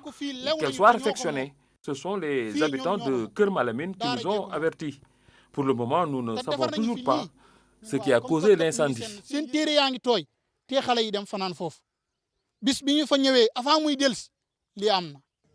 Dès que l'incendie s'est déclaré, les habitants ont tout mis en œuvre pour l'éteindre avant l'arrivée des sapeurs-pompiers. Les autorités administratives et religieuses du département de Tivaouane n'ont pas lésiné sur les moyens pour appuyer les victimes. Le Khalif général des Tidjanes a beaucoup fait. Le président des imams de Tivaouane s'est illustré par sa disponibilité. Le président des délégués de quartier n'est pas en reste. Depuis le début, ils appuient le Dara. Keur Malamine est un lieu de piété et de quête du savoir. Il a été créé par Tafsir Malamine Gueye, un très grand érudit. L'enquête n'a pas encore révélé la cause de l'incendie. Le maître coranique est toujours en détention. Et parlons pour finir de ce partenariat prometteur entre Sébastopol et Thiès. La ville russe s'engage à soutenir la municipalité avec près d'1 milliard de francs CFA pour des projets d'aménagement, de santé et d'éducation. Après une visite de 5 jours, la délégation municipale a séduit ses interlocuteurs russes. Une équipe d'architectes russes se rendra à Thiès en septembre pour concrétiser cet accord. Envoyé spécial à Sébastopol, Fatmata Banelba. Cette signature d'accord entre les deux parties marque le début d'une nouvelle coopération décentralisée prometteuse entre Thiès et Sébastopol. Leurs deux représentants ont décidé de lier leur destin en s'engageant sur des projets de développement. Après plusieurs réunions et présentations des différentes potentialités des deux villes, Thiès aura le soutien sans faille de Sébastopol sur plusieurs domaines, notamment l'aménagement du territoire, la santé et l'éducation. Une équipe de 7 ingénieurs et architectes de Sébastopol est attendue à Thiès au mois de septembre pour aider dans l'aménagement de la ville grâce à leur expérience, leur technologie et leur méthodologie de construction qui respectent les normes environnementales.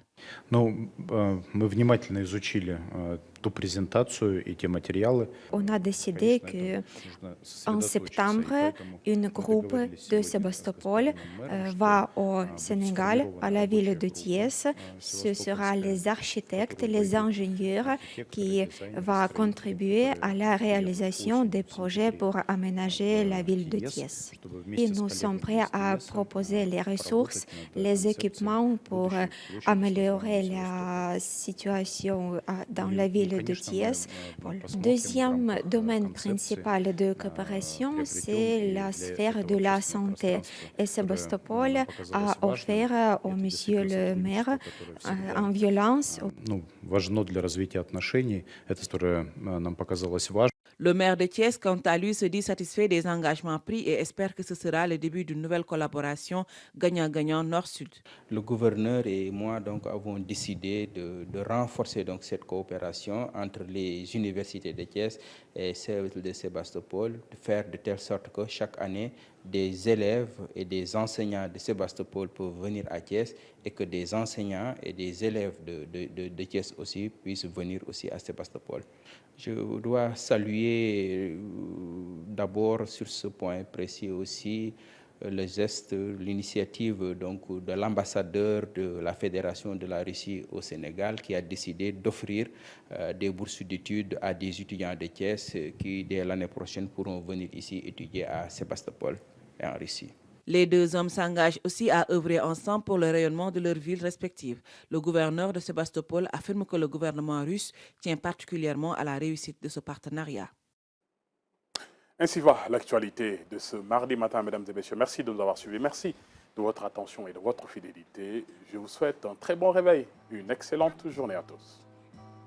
Merci beaucoup René Fonseca. Merci pour ce journal. Merci du merci. Merci du merci. Ouais. Hein? Je pensais qu'il y a... En fait, hier, tu nous as fait un journal avec un élément culture à la fin et je m'attendais à voir quelque chose comme ça. Donc du coup, comme je n'ai pas vu, c'est pas grave. Je pense qu'il y a une mode greffe bataille. On ne peut pas avoir la même chose tous les jours. Peut-être café qui qui mais grave. Tay joxo len ma Kinkeliba dama len di jox li ngeen mérité rek. Merci en tout cas. Sébastopol la len yóbbu. C'est gentil, merci beaucoup. On va passer à la revue de presse dans quelques instants, mais comme je vous l'annonçais ce matin, le ministre de l'Éducation nationale est avec nous sur ce plateau. Bonjour, monsieur le ministre. Bonjour. Merci d'être là. Merci, merci. Je suis très heureux d'être ce matin ici avec le bon Kinkeliba. Et ça ne s'appelle plus le Kinkeliba là. Ah oui, pourtant... Je veux dire, l'émission à l'époque, c'est la matinale, hein? On dit la matinale. Toujours Kinkeliba toujours. Ouais. Bon, c'est très bien. Donc le Kinkeliba est au rendez-vous. Il est bon. Ouais, il est très très bon. Super. On va venir à vous dans un moment, mais Aziz, 5 yaa ngi wax ne am na yoo xamante ne dencal nga ko pour ñu ñëw si mais bëgg naa déjà par rapport ak li nga xam ni seetaan nañ ko ci journal bi te moom mu teewoon fa ca kër Malamine ngir dem jébbal njaalu ñi nga xamante ne ñooy kilifa yi ci réew mi lu mel ni am fa nit ñi jóg di bëgg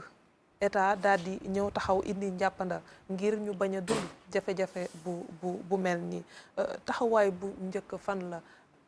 da ngeen di jàppale famille bi wala daara bi nga wax ci loolu mooy doon jàppale gi wala ci ban fànn lay nekk. D'abord di naqarlu bu baax a baax lii dal Sénégal ndaxte juróomi doomu Sénégal yoo xam ni alxuraan lañ doon jàng di wut xam-xam seen waajur comme ni ngeen ko déggee sànq ci journal bi sacrifié wu yóbbu leen donc Kër Malamine lii dab leen comme dogal metti na lool donc dañ leen koy jaale ko nation sénégalaise bi yëpp ci turu président de la République ak gouvernement bi maintenant daara yi moom dégg ngeen président de la République li mu ci wax mooy dafa joxe instruction ni nañu baral liggéey boo xam ni ñu ngi ko doon def jëmale ko ci daara yi maanaam jàppale leen intégrer leen ci système éducatif bi jox leen seen gëdd lii ñu gis ni mooy conditions yi ñu nekkoon di jàng moo nekkul woon conditions yu baax donc environnement apprentissage bi de façon générale ci daara yi yu bëri dañ ko war a xoolaat pour yu mel nii bañ a amati moo tax président de la République jox ñu ndigal jaarale ko ci chef du gouvernement pour que très vite ñu mën leen jàppale pour tabaxaat parce que dañu nekkoon ñoom sax ci logique boobu jàppale leen pour tabax seen daara gi. alors dinañ ñëw Aziz ci kanam tuuti ak moom gën a yaatal waxtaan bi ñu jàll d'abord ci revue de presse mu ànd ak ñun ñu teewlu ko Amadou Diallo est en place. Amadou, on commence par quel quotidien ce matin? On débute avec Le Soleil, le quotidien national, la sœur de Anne, bi le journal di ñu xamal ne vice-président gambien di Mohamed Diallo mu ngi fii ci Ndakaaru moom nag li ko tax a jóg mooy benn visite de travail bu ñaari fan li ñu war a waxtaanee bokk ci ay ponk yu bëri yu si mel ni kaaraange lutte contre la criminalité transfrontalière transport transfrontalier loolu nag dinañ ko waxtaanee ak kilifay réewum Sénégal premier ministre di Ousmane Sonko moom ak vice-président bi ñoom ñaar ñëpp d'accord nañ ni dañoo war a suqali maanaam dundalaat li nga xamante ni nii mooy secrétariat permanent ba amoon ci diggante ñaari réew yi loolu nekk lu am solo journal Le Soleil diñ ko xamal wante ci jamono boobu ñuy wax am na ay camion ay téeméeri camion yoo xamante ni nii dañ leen bloqué si bi nga xamante ni nii mooy frontière nord et sud entre la Gambie maanaam booy dem ak booy diggante Gambie ak Sénégal loolu transporteurs yi yëpp di ko naxarlu nee nañ nag ñu ngi xaar si bile visite kilifa yi jël si ay ndogal ngir mën leen saafaraal seeni jafe-jafe. ñu dem ci beneen journal moom Sud Quotidien l'administration douanière de la Gambie moom si boobu la kii lay wax ba tey ana Sud Quotidien sax xam naa sama mbokk séeréer yi ñoom ñoo ko yóbbu léegi Sud Quotidien moom nee nañu l'administration douanière de la Gambie dafa daal di décider ne day fayloo ay frais de balise dans les deux sens de la transgambienne les autorités des deux pays interpellés mooy comme li ñu doon wax léegi maanaam transporteurs yi dañoo bëgg kilifa yi indi si ay saafara si ni mu gën a gaawee ngir daal di jàppale yombal dem beeg dikk bi diggante Sénégal ak Gambie ñëpp xam nañ ne du ñaari réew benn la kenn mënu ko xar ñaar ñu dem ci beneen xibaar bu xaw a tiis ndaxte dafa am ay taalibe yoo xamante ni dañoo ñàkk seen bakken fële ca kër Malamine le ministre bi nga xamante ne nii moom la ñu gàlloo wàllu jàng mi di Moustapha Guirassy nee na dañoo war a gën a organiser daara yi naka noonu gën a ñoŋal li nga xamante ni nii moom moo di seen kaaraange journal républicain info moom dans sa parution du jour si li mu ñu dikkal ak ñun tey mooy accident tragique boobu noonu ñëwaat na si bu baax a baax yor tamit naka noonu nee na lu war a toll si juróomi taalibe ñoo ñàkk foofu seen bakken ci Tiwaawan donc loolu nekk événement boo xamante ni nii marqué na ñëpp démb ba tey ñu ngi ciy wax di ñaan kilifa yi jël ci ay ndogal ñu dem ci wàllu tàggat yaram record si li mu ñëw mooy démb Afrique dañ ko génne ci wàllu jeux yi si wàllu football ndaxte boo koy seet ñaari dëkk yi nga xamante ni nii ñoo fa desoon di Maroc ak Égypte dañ leen daan France moo leen daan Espagne daan keneen ki donc final bi Espagne France la defe naa képp kuy suivre tàggat yaram yaa ngi xaar boobule xibaar ñu dem ci beneen yéenekaay di Rewmi Sport Cheikh Tidiane Diouf la fësal lool ne moom def na jaloore jël na li nga xamante ni nii mooy JO 4 jël na remporté na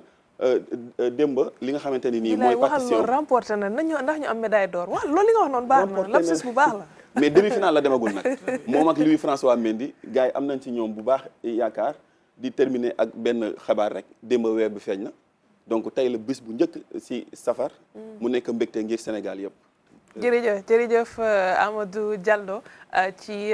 revue de presse bi am na solo bu baax a baax ñu waajal màggal gi comme li nga ko waxee des na tuuti léegi ñu jublu ca Ila Touba incha allah jeex na jërëjëf on se donne rendez-vous suba incha allah. Assane loo tax bi ñu koy tooñ tey tontuwul quoi. ndax dugg nañ safar dootul kii wati plus à la provocation. na dëgg tey drapeau blanc rek la yëkkati. même bu doon Saara du ma xuloo. merci beaucoup on se donne rendez-vous demain incha allah mu ñëw ak ñun ci li nga xamante ne rek moo di yëglekaay yi ñu jàll ci suñu gan. Aziz ma bàyyi la ak le ministre Moustapha Guirassy ñu ñëw ci nga xamante ne rek ci sànq ñu ngi ko doon junj ponk yi nga xam ne jot nga ko yëkkate. monsieur le ministre ñu ngi lay nuyu bu baax a baax di la dalal ci Kékéliba waxtaan bi rek xanaa ñu tàmbali ko ak ñi ngi jóge ci li nga xam ne moom moo di concours général examen yi tamit jot fee jaar ñu bokk ci baccalauréat bokk ci BFM tey jii boo doon def évaluation ban évaluation ngay def tey ci examen yooyu. Globalement sant yàlla mën nañ ne ni depuis bi ñu teniree conseil interministériel bi ci ndigalu premier ministre mu superviser ko tamit joxoon ay orientation très claires anticiper ci lu bëri pour examen yi concours yi lépp jaar yoon ñu sóoraale inondation sóoraale nawet sóoraale sécurité insécurité sóoraale transport épreuve yi sóoraale xale yoo xam ne amuñu seen état civil. yooyu yëpp mu anticiper ci presque 3 mois avant tax na alhamdulilah BFM entrée en 6e CFPE lépp jaar yoon ba ci concours général boo xam ne moo mujj. di rafetlu taxawaay jigéen ñi globalement fës nañu ci le haut du podium dañ ko occupé bu baax a baax félicité aussi ñoo xam ni suñu borom daf leen nattoo ak ay handicap. ñu gis ni ndànk-ndànk ñoom tamit ñu ngi fës ñu ngi feeñ. sargal aussi xale yu daara yi. gis nañ ni de plus en plus ñu ngi bokk. ci excellence bi gis nañ ñoo xam ni système daara la ñu jaar mais am ay performances yoo xam ni macha allah. donc globalement ça va maintenant taux bi ba léegi des na. par exemple mel ni bac soo jàppee ni presque plus de 40 et quelques % dañu leen di recaler. xam nga loolu doy na waar. lii gën mooy nga dem ba 80 ba 90%. et comme j'ai l'habitude de le dire d'ailleurs baccalauréat dafa nekk benn arme de destruction massive de la jeunesse. donc war nañu gën a góorgóorlu pour mu jóg. donc globalement satisfaisant et concours général bi aussi gis ngeen jëmm joo xam ni président de la République ak gouvernement bi yëpp jox nañ ko excellence ak sunu xale yi. parce que tout le gouvernement mobilisé wu. Mobilisation mel noonu apporter innovation yoo doy waar président joxe une instruction par exemple pour rendre ça plus populaire ngeen gis ni am na benn escorte motorisée cette fois-ci bu jël xale yi dugal leen ci benn décapotable ñuy wër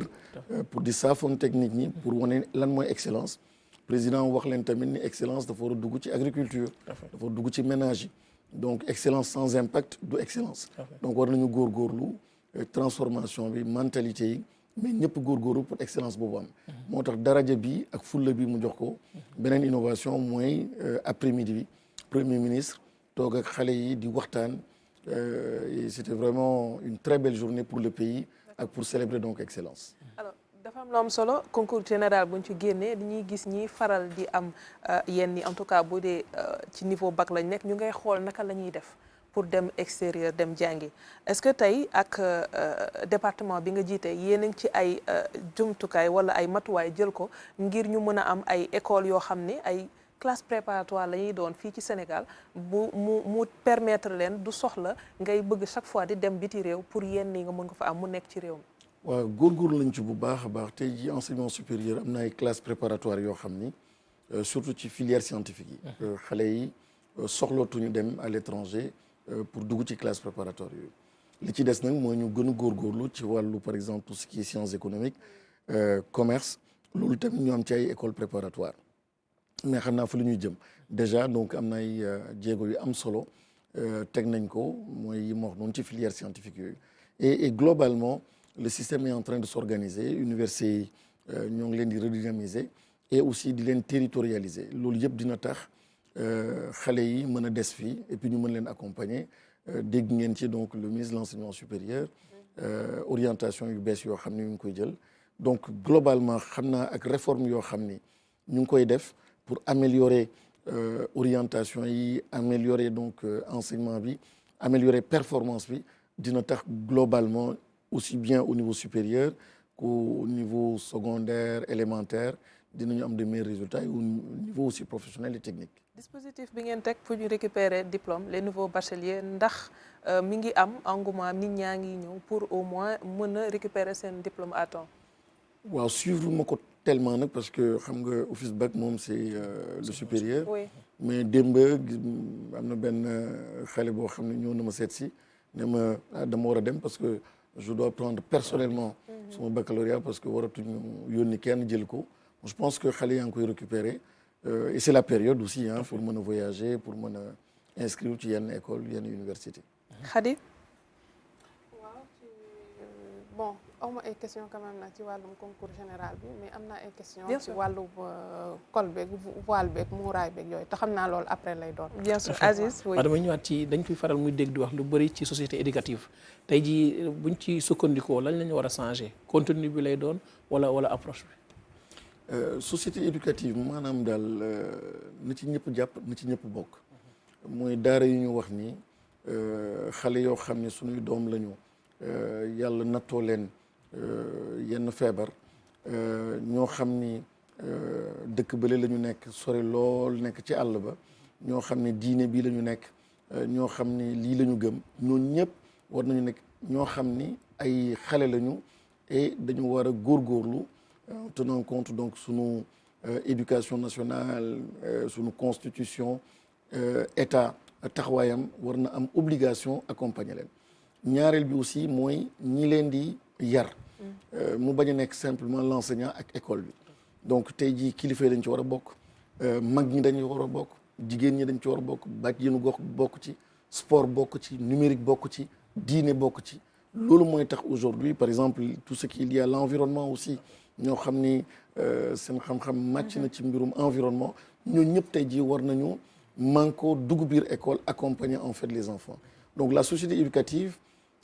dafay relever défi yoo xam ne aujourd'hui qui se pose à l'enfant mu bañ a nekk simplement benn genre xeetu xam-xam qui n'est pas très opérationnel mais mu nekk xeetu xam-xam boo xam ne nit ki jikko ji nga bëgg dugal ci moom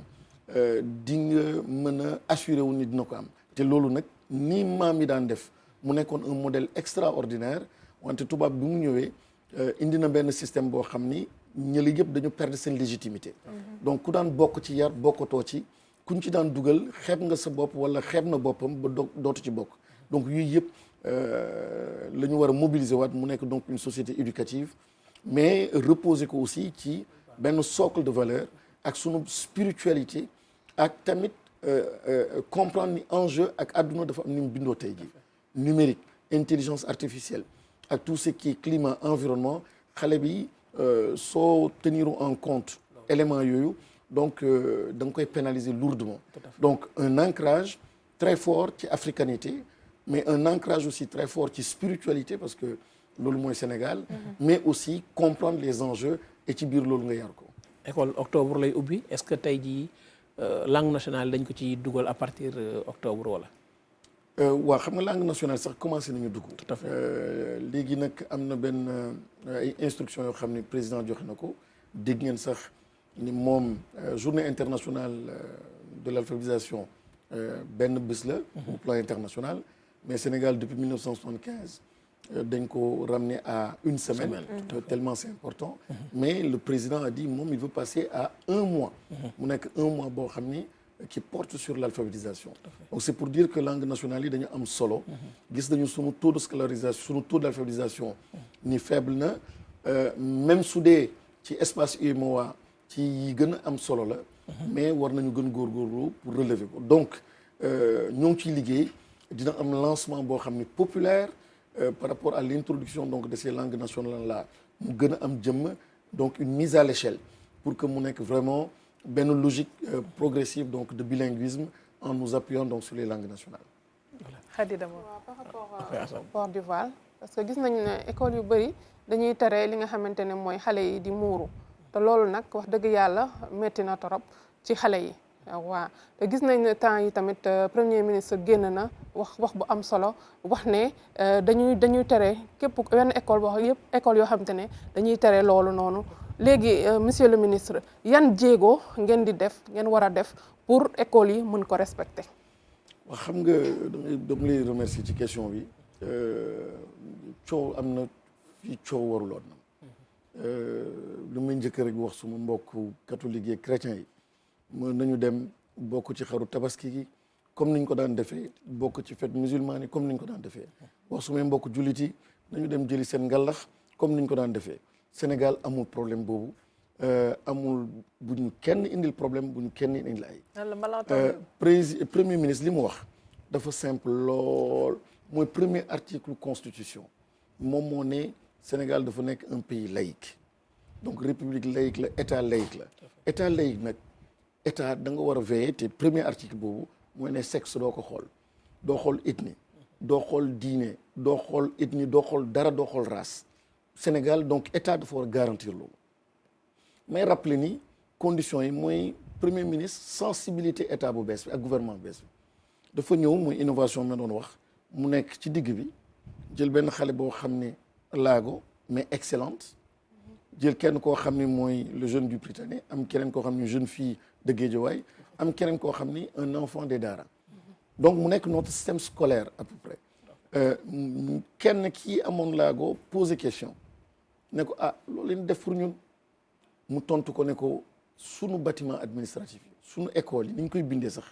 wax dëgg yàlla war nañ ci góorgóorlu rendre l'école plus inclusive scolairement mais socialement aussi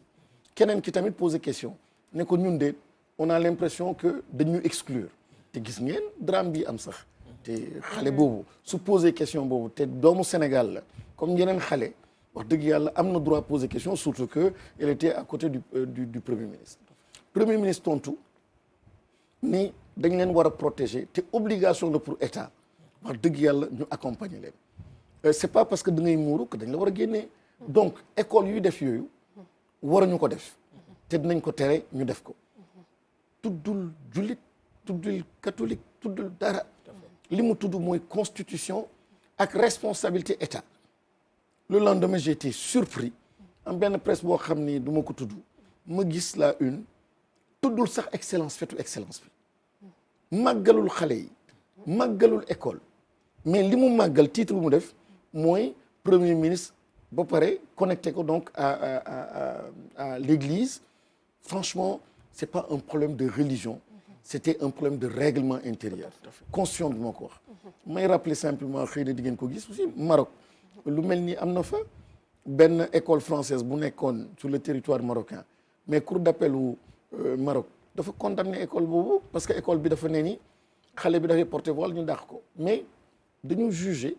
et ni amoo droit dàq xale boobu parce que day porter voile kon xale premier ministre mu wax en réalité dafa protéger l'enfant qui porte la croix dafa porter l'enfant boo xam ne dafa nar a porter les perles sacrées de la Casamance dafa porter koo xam ne animiste la sunuy doom lañu te c'est une obligation te dañu ne tamit ni l'éducation nationale est laïque donc amuñu droit xale bi ñu stigmatiser ko dàq ko par rapport en fait à ses convictions religieuses ses croyances religieuses donc loolu cote la te may rappeler ni quelques jours avant moins d'une semaine premier ministre moo yónni ma dem seeti archevêque bi pour gërëm ko sant ko liggéey ju rafet yoo xam ne ñu ngi koy def ci performance donc wax dëgg yàlla na coow li sedd fii amul benn problème c'est un problème de règlement c'est un problème de règlement intérieur et kooku c'est au niveau du ministère de l'éducation nationale qui aussi je le rappelle kenn du def dichotomie damay dégg ñenn ñi ne école publique yi donc école catholique ñëpp école nationale éducation nationale donc bu kenn indi différence école privée comme école publique yëpp état moo leen njaboote ministère éducation nationale moo leen njaboote mais rappelez ni 40 et quelques % de la subvention buy dem ci privé yi ci école privée yi vont vers les écoles donc privées catholiques c'est pour dire simplement que état bi dafa rafet te le rôle des écoles catholiques dans le pays est machallah extraordinaire au point où le premier ministre m'envoie donc vers l'archevêque pour sant ko gërëmaale donc tous les acteurs donc amul benn difficulté ngir yàlla maa ngi ñaan profiter di ñaan sénégalais yi ni ñu meloon ba ñëpp ñee ñu nañu continuer noonu wante nag loi la constitution la moo tax jàmm jooju am moom mooy cimenté exemple bi ngeen gis sànq borom daara googu xale yi faatu ci loxo mais yéen ju rafet la moom mais actuellement il était en prison li tax mu nekk prison jullit la imam la borom daara la wante constitution ak loi moo tax mu nekk noonu donc loolu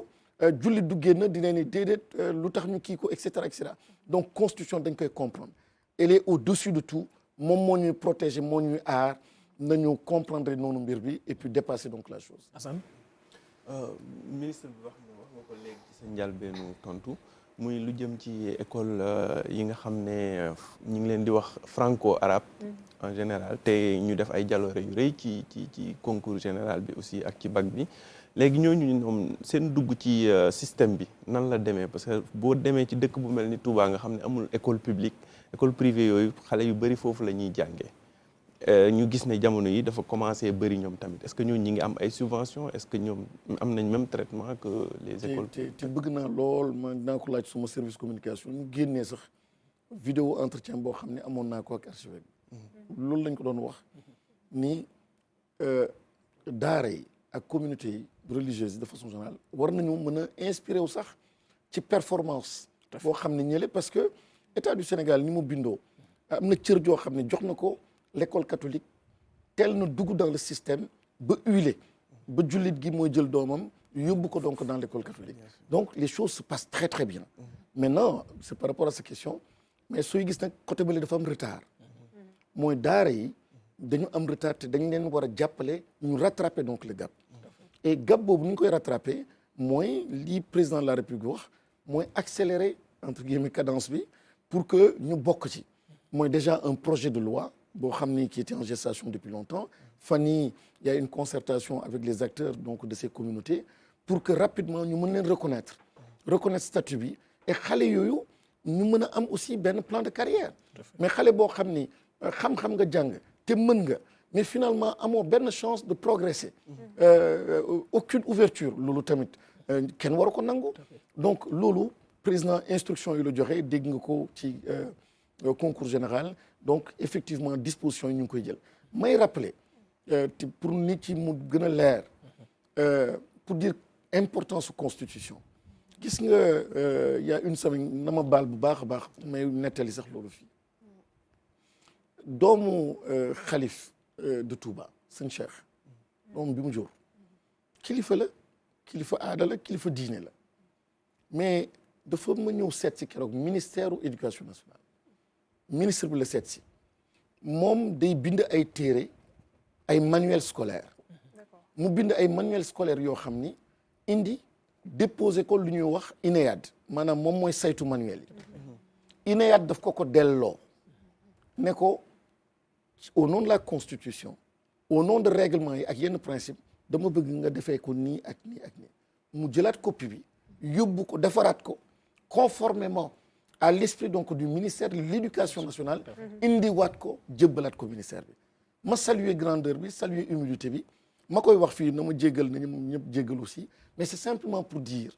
que li ngay wax noonu ils sont en train de pénétrer et d'entrer donc dans le système mais avec aussi benn compréhension extraordinaire du sens et du rôle de l'État mooy xam ni État dafa réguler prendre en compte ay sensibilités yu bëri bëri et may signaler ni ci biir manuel boobu justement indi ci ay kilifa diine muy chrétien ba muy jullit ba indi ay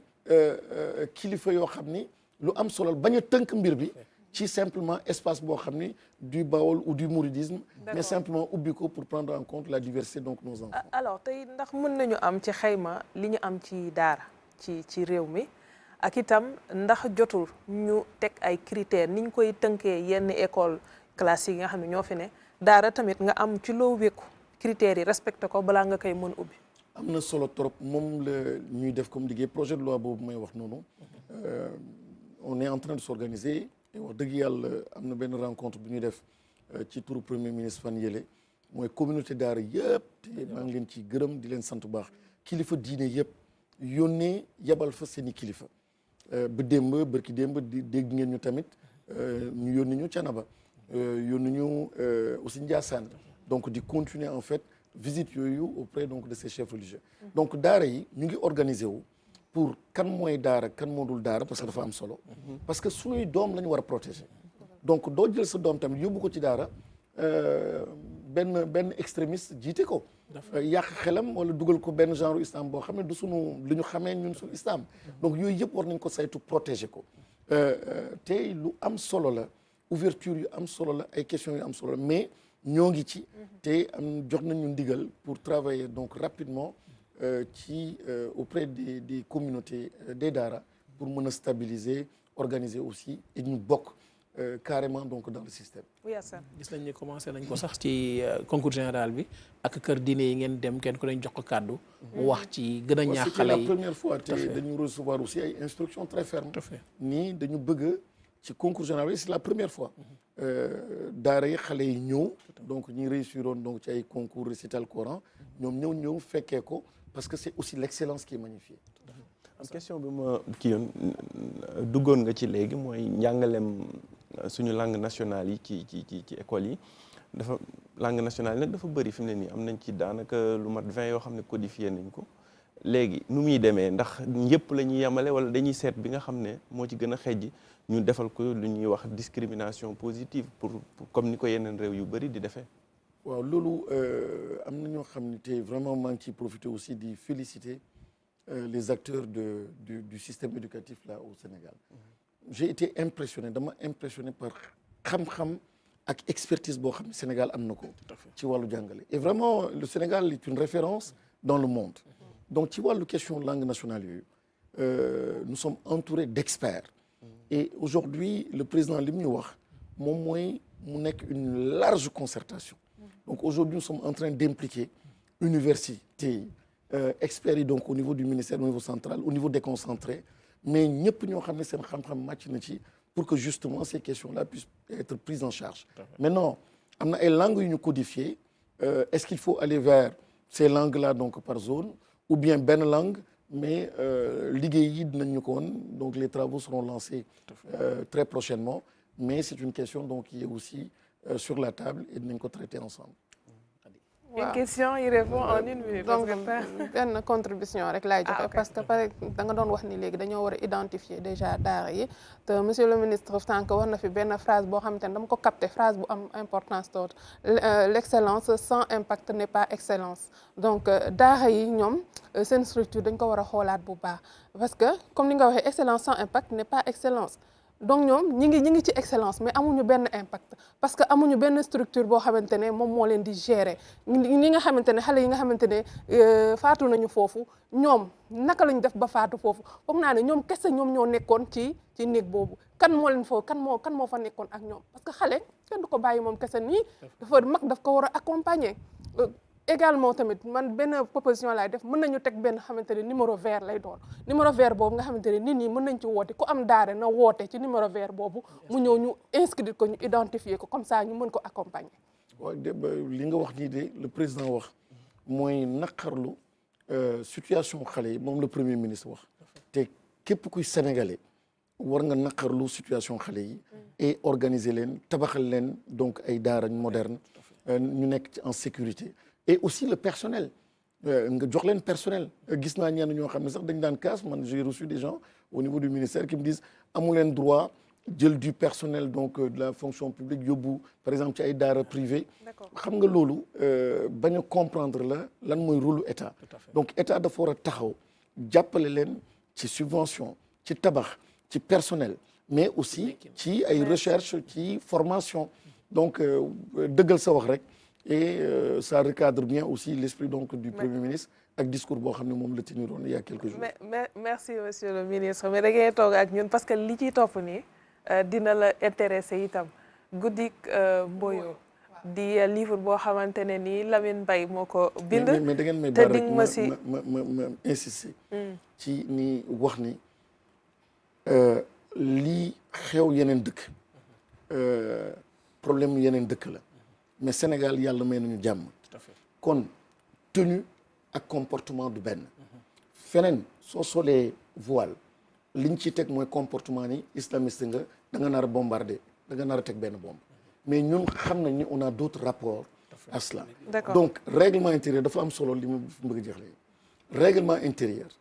dafa am solo trop parce que moom mooy réguler mais amul benn règlement boo xam ni war na toroxal wala dàq xale wala maa ngi dégg ñenn ñi non nuyoo da nga war a nuyu góor da nga et cetera loolu je dis nuyoo du obligation nga jox nit loxo waa toog ci même table loolu mën na ne wante ay nuyoo tout ça yooyu yëpp lu ñu war réguler la encore une fois au centre ministère de l'éducation moo fa nekk au nom de la constitution au nom de l'État mais aussi en favorisant bien sûr la diversité mais lépp waxtaan la juboo ci pour l'intérêt donc des enfants. jërëjëf merci alors ñu ñëw ci sa rubrique littérature say livre wolof nga ñu tànnal. waaw tey livre wolof ñu waxtaanee auteur bi Lamine Mbaye. waaw borom sant bu naqare bi lu mu bind. Lamine Mbaye moom alors moom mi ngi cosaanoo ci fu ñuy wax Aéré Lao moom mi ngi ci Podor Lamine Mbaye nag moom donc moom policier la alkaati la bu retraité donc bind na ñetti téere ñaar yi mooy donc taalif la def ñaari téere taalif la beneen bi tamit téere nettali la muy roman muy bii nii léegi bii c'est édité par Edjo Ejo maison d'édition bu Boubacar Boris Diop la. Boubacar Boris Diop ma foog naa ne kenn du ko présenté ti léegi nag téere bi nag dafay wax ci benn histoire entre Tidiane ak May. Tidiane ak May nag ñu ngi dëkk ci benn quartier bu ñuy wax Latin léegi May dafa réeral wurus bi nag bu mu ko réeralee nit ñi dañ ko jiñ jëkkër ji Tidiane léegi jëkkër ji nag daal di ne moom il faut mu def l'enquête parce que tamit du bàyyi tamit ñuy tilimal deram bi noonu léegi bi mu defee enquête bi ndekete yoo mbooyo mi guddi mbooyo mi tur la mbooyo moo ko jël benn jigéen la alors que moom mbooyo moomu yaayam benn politicienne bu mag la donc lii nii dafay indi dafay teg benn problème bu ñuy wax guerre donc yaayam nag moom moo def ay guerre ak yooyu noonu pour mën a protéger doomam bi léegi tamit livre bi comme niñ ko waxee ni léegi livre bi li ma ci gën a neex mooy dañ ko bind en wolof te livre bi livre bu neex la livre boo xamante ne dafay yee askan wi olof moom neex naa lire waaw neex na lire ci kaw bi nga xam boo xamante ne jàng nga olof waaw ci kaw boo jàngee olof mais léegi jàng olof yomb na parce que am na léegi ay association yoo xamante ne dañ ko créer pour jàng olof comme sama xarit bi nga xamante ne mooy Cheikh Adramé Jaxate moom am na benn association boo xamante ne da lay permettre nga jàng olof donc olof bi ak sunu kàllaama dafa am importance parce que Rwanda moom ñoom ñi ngi utiliser li nga xamante ne moom mooy seen langue di kii Rwanda France tamit ñi ngi utiliser li nga xamante ne mooy français mais pourquoi pas ñun tamit duñu développer suñuy langue nationale kon nag tey nag dama leen di digtal nag ñu daal di dem nag foofu sa régie daal di xool nag ki nga xamante ne moom mooy Lamine Mbaye ñu daal di seetaan waxtaan bi ñu defoon ak moom. téere bi nag dama ko bind ndax ba ma jóge nekkee policier ba retraité war naa am lu ma bàyyil askan wi rawatina sumay doom sumay sët moo tax ci sama liggéey ma gis ci lu nga xam war naa ko mën a defar ma nettali bi nga xam ni dafa bokk ci li xam ni moom la askan bi di dund ci wàllu wu ne ci guerre ci ñàkk a doylu ci gor ci vertu yoo nga xam ne ma bind ci nag téere bi nga xam ne mooy guddi mbooyo mu ngi ko muy téeram nettali téere bi nag mbirum càcc la mbirum càcc xam nga mbirum càcc boo ko waxee dafa am loo xam ne moom lay yoon wax balay càcc am wala balay tooñ am dafa am ñetti ponk yoo xam ni mën na ne li nga xam ni mooy li nga xam ni gis nga ko téye nga sa loxo li yoon tëral ak li nga xam ni ki koy def amul dara lu ko jot ànd na xelam muy li tubaab di wax les 3 éléments constitutifs pour qu'il y ait infraction moo tax nag ma tënk nag càcc gi def ko ci jigéen nag moo sàcc moroomu jigéenam ay takkaayam comme jigéen dañoo bëgg takkaay bu sàcc ko nag jëkkër yi ki nga xam ni moom la ñu sàcc ñu wëlbati ko jiiñ ko càcc gi moom nag comme amul grade mi ngi liggéey ci administration ñu wëlbati ko jiiñ ko nag bëgg ko sonal ngir xëppoo ko moom nag mu génn ci école bi nga xam ni dañ ko ci formé en tant que policier mu ne nag dafay xeex guerre la corruption moo tax nag mu ubbi nag moom itam di luñutu maanaam di enquête ba nga xam ni gis na li nga xam ni mooy yoon yi pour jàpp sàcc bi ma tënk ci téere bi damay wax sama askan samay sët samay doom yi nga xam ni war nañoo am dugg ci police bi moo xam les forces de défense et de sécurité taxawaay dafa am ndax nga nekk policier nga nekk gendarme militaire ci askan bi nga jóge ci ngay dellu waaye dafa am taxawaay boo war a taxaw ngir aar nit ki ak alalam waaye léegi dañu dem ba ni alkaati da du bàyyi dóor lu tax muy dóor nee naa nag alkaati su dóoree parce que lajj na le policier quand il frappe il a échoué loolu nag dafay am loo xam ne da ngay doxal sa xel ak sa xalaat ngir mën a dekk ak askan wi waaye yow yaay dekk pañe bi lépp yow lañ koy xëpp da nga war a am doole taxaw ak si nit ak jëmm yoo xam ni nga mën a encaisser nit yi ba mën a egg def sa liggéey ci di ko waree loolu indi naa doylu nangor rawatina nag suñu moroom bi góor yi di nga ànd ak sa nawli jigéen nga ñàkk bu muñal la nga am nga beddi ko am na jigéen ñoo xam ni gannaaw ñoom góor ñu dof nañu waaw ñooñu nag am na luñ leen waral ndax soo jàngalee benn jigéen askan wi yëpp nga jàngal mais boo jàngalee góor rek nga jàngal jigéen ñi nag war nañu am seen taxawaay xalaatal seen bopp bàyyi xel ci ñaari muuraay yi may wax faral di wax muuraay yi jigéen buñ la muuree yóbbu la sa biir borom kër ak muuraay bi ñu lay muur yëbb la sa borom diggante boobu rek jigéen moo mën a xas am borom xaas kon nag jigéen ñi war nañu bàyyi taxawaay rafetalal seen taxawaay ci askan parce que ñoom rek ñoo nekkoon poumon de la société li ma ko war a wax. Je ne suis pas féministe comme on le dit mais nag dama gis lu nga xam ni dafa am ku ma àndaloon muy daanu jóg ba yàlla def bi mu wàccee liggéey c'est ma première émission d'ailleurs alors te moom elle a tout fait pour moi moo tax aussi mun naa ko rendre hommage muy Sadio soxna Sadio yàlla seral teraayam. dama ko bind en langue nationale wolof. ndaa pulaar la maa ngi jóge Fouta Hayre Lao mais dama màgg ci wolof yi ba xam ne daal yëpp benn lañu. borom xam-xam bi dafa wax ne benn réew mënta suqaliku giréem sukkandikul ci ay lakkam looloo tax nag lii nga xam ni tubaab bi bind na ko muy roman ak yooyu mën nañoo bind lu ci mel ci ladab waaw loolu moo tax ba bind ko ngir ñi may waxal juróom-ñeent fukk yi ak juróom dégguñu tubaab kon nag boo bindee tubaab mën nañu ñu bari du daj fi nga bëgg mu daj fa moo tax ma bind ko ci nga xam ne làkk wu ñuy bind muy pulaar muy séeréer muy sononke lépp ci nga xam ne ay làkk lañu nekk ci réew mi ngir mën a jokkoo ak suma askan.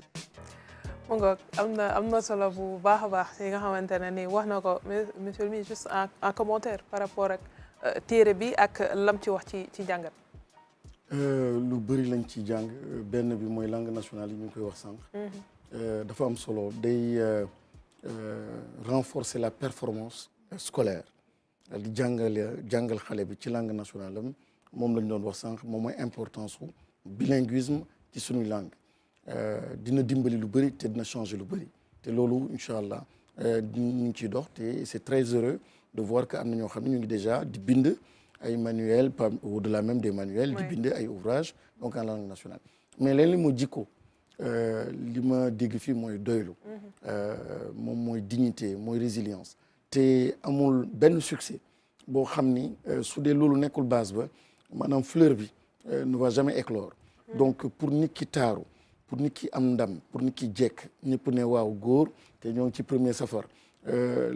ki ñuy màggal ak ki waral bis bi sooy xool le soubassement lépp dignité la ak valeur quoi te képp ku am valeur yooyu nga nekk Mandela nga nekk Hadj Malick Sy nga nekk keneen mais soo amee valeur yooyu rek li sunu borom di wax da ngay nekk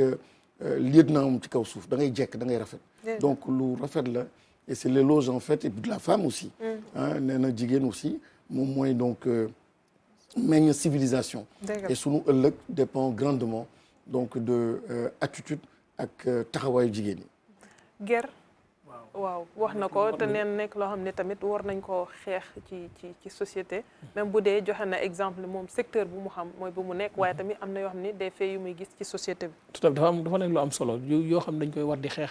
surtout bu jaaree ci livre nag day des ci bopp yi ndax boo ko liiree xam ni kat histoire bi nii la demee te kii ak nii la def pour mën cee génn tey ji da lay yee ci lu bëri pour nga mën a xeex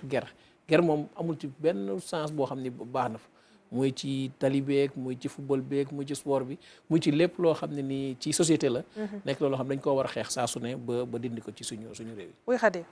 on termine par waxaat ci ñëwaat ci ger bi parce que xam nañ ne ger moom luy delloo réew ginnaaw la te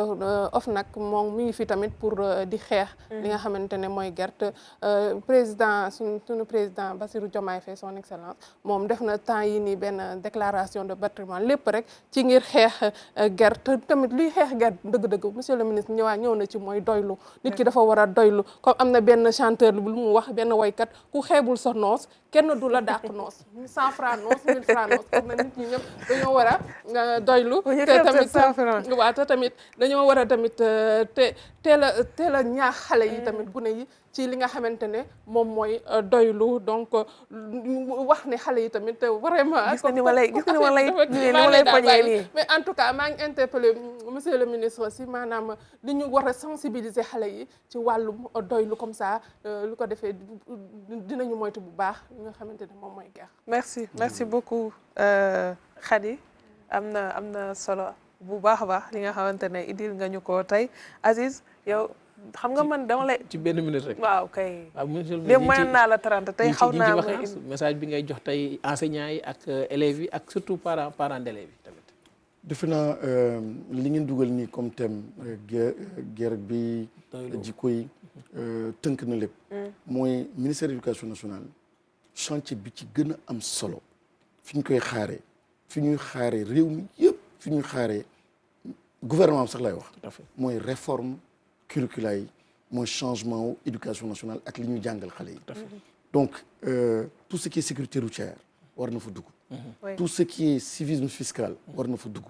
lépp loo xam ni mbir yii la war na fa dugg. jikko yi war na fa dugg. donc éducation nationale di profiter ci occasion bi ma am ni pour ne ni buñ ko bàyyi ci loxo ministère éducation nationale cote na ñëpp xam ni réew mi changement bi ñu bëgg du jaar feneen lu dul ci éducation nationale te nag réforme yi dina indi coow réforme yi dina metti wante réforme sans bruit du réforme kon na ñëpp mobiliser wu enseignants comme parents d'élèves comme acteurs yëpp nañu mobiliser wu et mettre nag l'enseignant au centre aussi parce que moom moo war a xam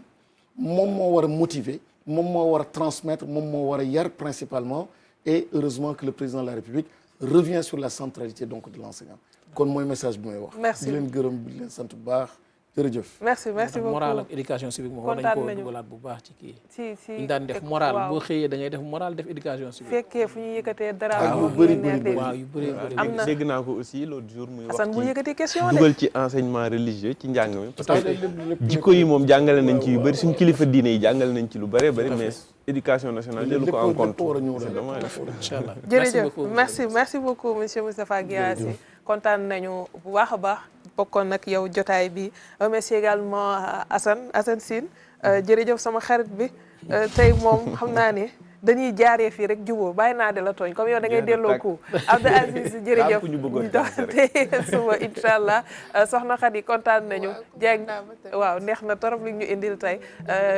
foog ma yër livre bi xool ndax mën naa ci dara bu fekkee yow mën naa lire pour man rek